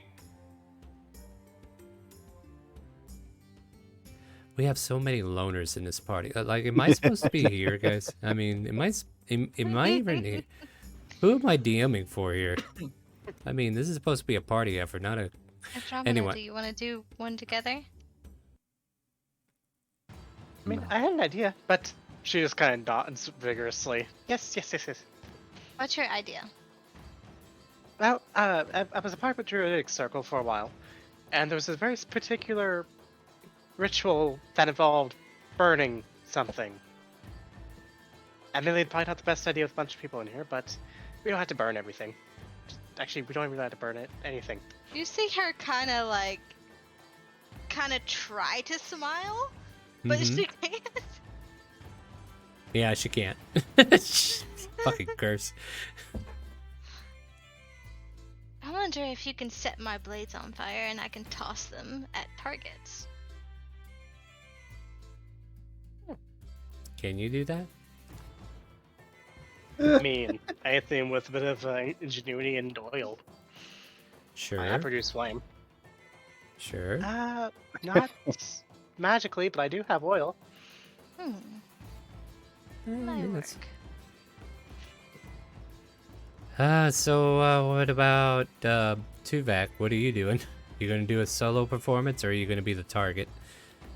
You know what? I'll be the target. Woohoo! Oh I mean, boy, that aw. solves a lot of problems, doesn't it? Might solve one permanently. Who knows? No. All right. So I guess as you guys are like looking for props, finding oils and whatnot, your other boy Jack, he seems to have something already planned out. So what are you planning, Jack? I'm planning on doing some acrobatic feats from the trapeze. All right. No, that's fair enough. So you try to come out here to the crowd and do some trapezing. Let's see how good it is by rolling that performance. Oh crap. At least it wasn't in that one. No, but you bounce, you get 2 feet up in the air, and then accidentally kind of like lose your grip. You almost do the splits on yourself, and then you fall to your back. You get heckled. Oh yeah, that was real good. A bunch of heckling. There's laughing and heckling. Hey, at least the audience is having a good time, right? Yeah, and the ringmaster says, "Nice try there, son. Nice try. Go on back out to that crowd. Be careful now; they might stab you." Oh no, I'm just kidding. Oh, I'm just dear kidding. Gosh. This isn't. That's not likely, anyways. This isn't the what are they called from Ravnica? I can't remember.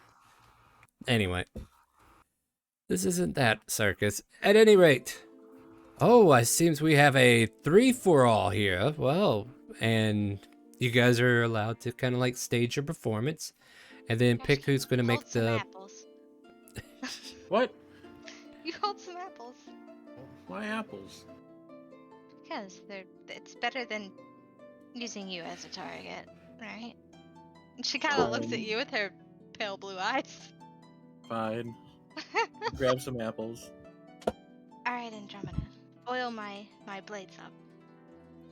As she's going to take flasks of oil, and she's going to make fine lines on each of them. She'll pull out a flute and just kind of look at it. Remy, ready? He nods. In that case, she is going to start doing a small dance where she stands playing a flute. And during all of this, she's going to start lighting up a fire. To see how Using good this is going to previous turn out before you get too descriptive, who wants to roll the performance? I have a think 1. you have a 1. Yes. I have a 0. Sounds like the one has it. What does the tin can have? For what? Performance. Performance? I got 1. Ooh. Well, let's let the actual performers roll it then. So it'll be Andromeda making the check. Yep. Hi, advantage. Oh, yeah, that was with Ooh, advantage. man. That could have gone south real Yeah. fast. But because you That's decided to good. work as a group, you're able to get Ow. cheers. So go ahead and describe this wonderful display of what happens. Okay, I was totally ready to just buy advantage there, but okay. Yeah, you had advantage. What are you worried about? I'll give that back to you. Yeah. Did you miss the part where I said you're working as a group? No, I think I rolled it and then. But anyways, as she's just doing a small little dance there where she stands playing a flute, slowly growing fire out of her skin. She's going to start actually dancing and creating the druidic symbol for life. In a very large pattern. And on each pass by, she's going to light up one of the blades, ready for Remy to throw it. Yep. And then Remy's Remy- gonna check it. And then without taking an inch of hair and all of the apple, perfect game. Then on the next pass by, she's going to make the druidic symbol for death.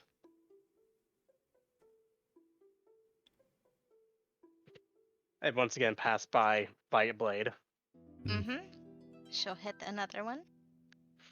Oof. How many apples are there? 3. I don't 3. know. How many do you want? I mean, okay, well, there's 3. So, and then the last one is going to be a combined symbol of. On the first pass by, she'll partially light up the first blade, creating the sign for order. Second pass by, creating the symbol for chaos, lighting the other half, and then she's going to give a signal to throw. Yeah, she's gonna throw it and aim for the third apple. So. Nice. All right. And with that, the crowd cheers as you successfully don't chop off any limbs of your robot friend. Yeah. Yay, we did it, guys. We did it. I need my daggers back, trash can. Can I just grab them and just hold them above her? Like really, Yeah. really high? Yeah, sure. But you're only 5'7", so she's able to reach him. Oh, I was 5'11". That was with Oh. the. I thought you said 7. My bad. Yeah, she's gonna jump up. Trying to pull them away. Acrobatics versus sleight of hand? Him She'll make- acrobatics? Or No, him, or... him sleight of hand because he's trying to pull him away, and you roll acrobatics to try to catch him. And I'm trying to. Oh, Well, you tell me the results because I'm looking up something. she got a 12. He Got got an him. 11. Yeah, Yep, she snacks him away from you. mean lady. I mean, She is indeed. Just the way it is. And this character right here comes up to you. His name is Burley. Let's see if I can find a handout for Burley. Hey, that's cool. Here you go. Here we go, Chad. Let's take a look at him, Oh, too. that's legit. Yeah, so this bugbear in a pumpkin mask, he comes over and looks pretty first because I have to get to where it says he does something. At the end of the show, Burley invites the three of you who took to the stage and impressed the crowd to meet with Mr. Witch and Mr. Light. Would you care to meet the owners of this fine circus? I'm sure they would be seriously interested in the work that you have pulled off today. Sure. What do you say, Andromeda and Trash Can? We might be able to get some more information too. She's just looking. How tall is Remy again? She's 5'7". Oh yeah, no, she's looking down. I mean, she could jump up there and slap you, but still.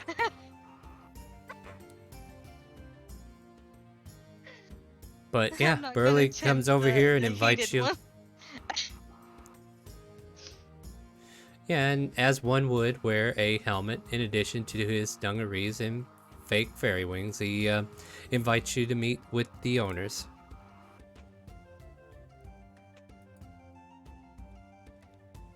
Maybe we should tell Jack that When we the got carnival invited, moon- but not him, right? Right, he didn't get invited because he got booed off the stage.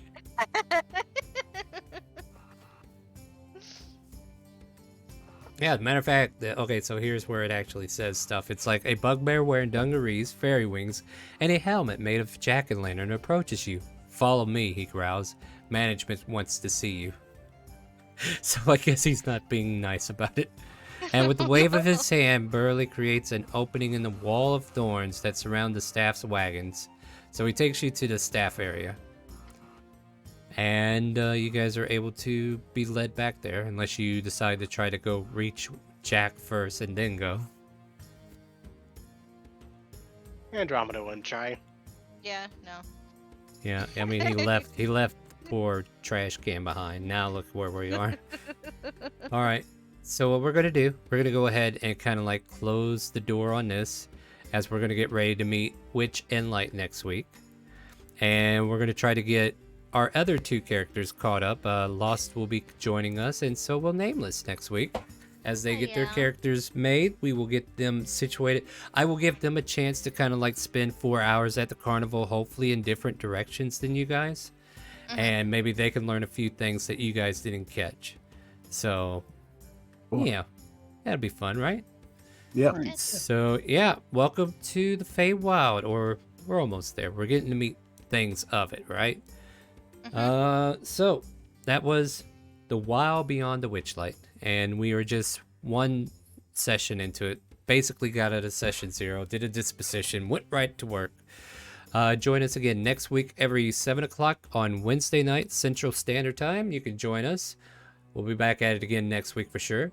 And then you can join us Friday for our open roleplay. So if you are having fun playing D&D, or you're enjoying these personalities that are playing, a good portion of us also play on our Friday game. So !help in Twitch chat if you want to join that game. And you'll be able to join our Roll20, which is in there.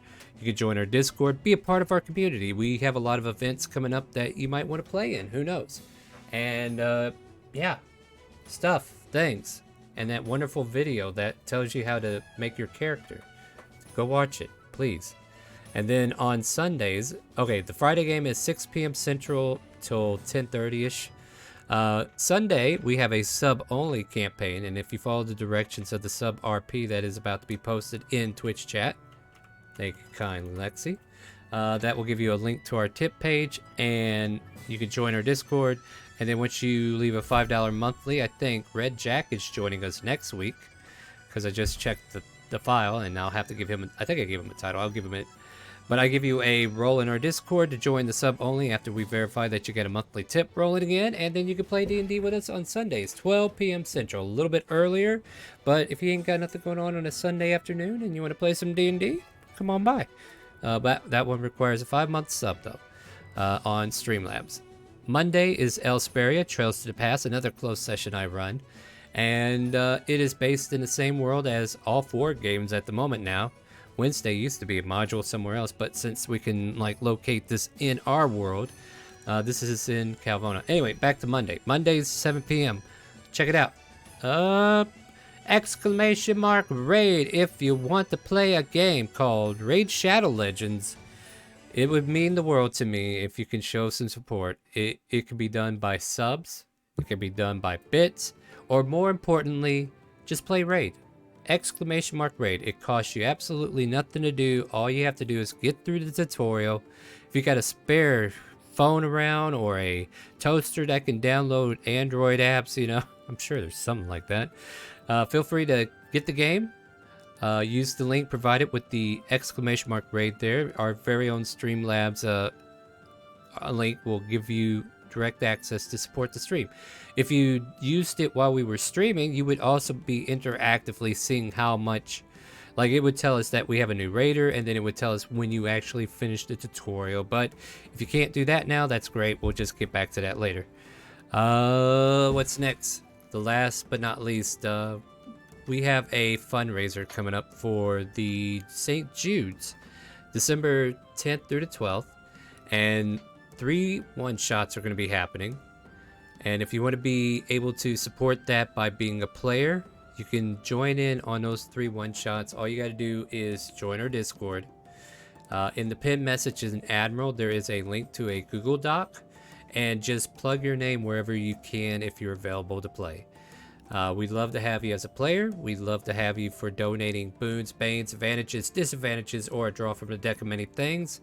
All proceeds go straight to St. Jude's. We will be turning off all the channel points and making them donations. Also, we have an open roleplay Friday that's happening, and we also have Sunday sub only open RP that will still happen too. So they'll just be on the donation system on those 2 days. Wow, that's a lot of stuff to announce, guys. I don't know how to unpack all that, but I did, didn't I? That's it, right? That's it. Yeah, that's it. Oh, I'm starting a thing on We Rise as One. This is the last announcement. Then I'll let you guys go. But if you would be happy to check out our Saturday game on We Rise as One, we're playing Pokemon Sword, and we are doing what we're calling a spirit lock. You may have heard of a friend lock. I don't have enough friends, I'm sorry.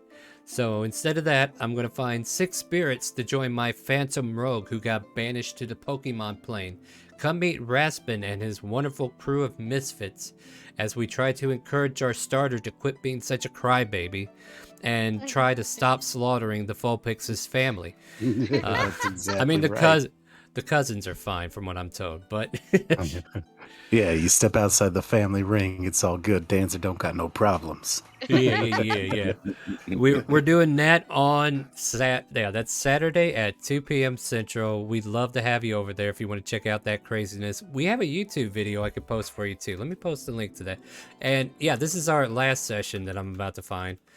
Where's my Discord? But yeah, I definitely want to get the word out. If you know somebody who's into Pokemon and you've seen Nuzlocks, Friend Locks, and what have you, we're doing our own little thing called the Spirit Lock, because the Friend Lock said it's like D&D. Guess what? We're D&D experts. Let us in on this nonsense. We could do it. But there's our YouTube. Leave a follow, leave a subscription there, and like, comment, subscribe. That's what they say, right? So if you could check out that video and you want to be a part of that action, I would greatly appreciate you. And I had a lot of fun making that video. I had a lot of fun with the players that were there with me that day, and I hope to have more fun because Lexi here is going to make sure we're never family friendly. Oh yeah. So yeah. Yeah, that's a good point. With her there, yeah. Shut the fuck up, Nameless. Yeah, exactly. So... hide your kids, hide your wife, hide everybody. Hide yourself. So basically, real quick, if you guys don't mind, So I go around as the Pokemon trainer, and my spirits get to pick a Pokemon to possess, and they control the movesets, they control when they evolve, they control pretty much everything that relates to that Pokemon, and they roleplay as that Pokemon. So the trainer knows what they're saying, they know what I'm saying. It's not like Pikachu, But yeah, it's only because I'm a Phantom Rogue. These are spirits that followed me in. And I think I got a new twist, guys. Tell me what you think. I'm going to go ahead and say it right now. But what if each spirit can possess 3 Pokemon, and you have to leave 2 of your selections in the box, so you can alternate between 3? Does that sound like a cool rule to add? Or yeah, and also we're gonna have because we're in a Nuzlocke, but we're also going to do a channel point of 5,000, and that allows us to catch a raid that we've already been a part of, or a raid in general. But if we haven't caught anything, we can use a raid there too. Anyway. It's a lot of fun. We're still ironing out the rules we want to follow, but yeah, we're doing pretty good so far. We got a pretty strong team, and we're going to be doing the first gym. Anyway, done rattling cage, done talking. Need to go get some soothings or something. Anyway, have a good night, everybody. Say good night to Twitch and Facebook, my friends. Good night, Twitch. Good night, Facebook. Alright. Good night, everyone. Watch out for the pixies. And with that, my friends, do you hear the calling? The chaotic calling? Be sure to tell Drake and Memoria the same thing. Ask them, do you hear the calling? Have a good night, everybody.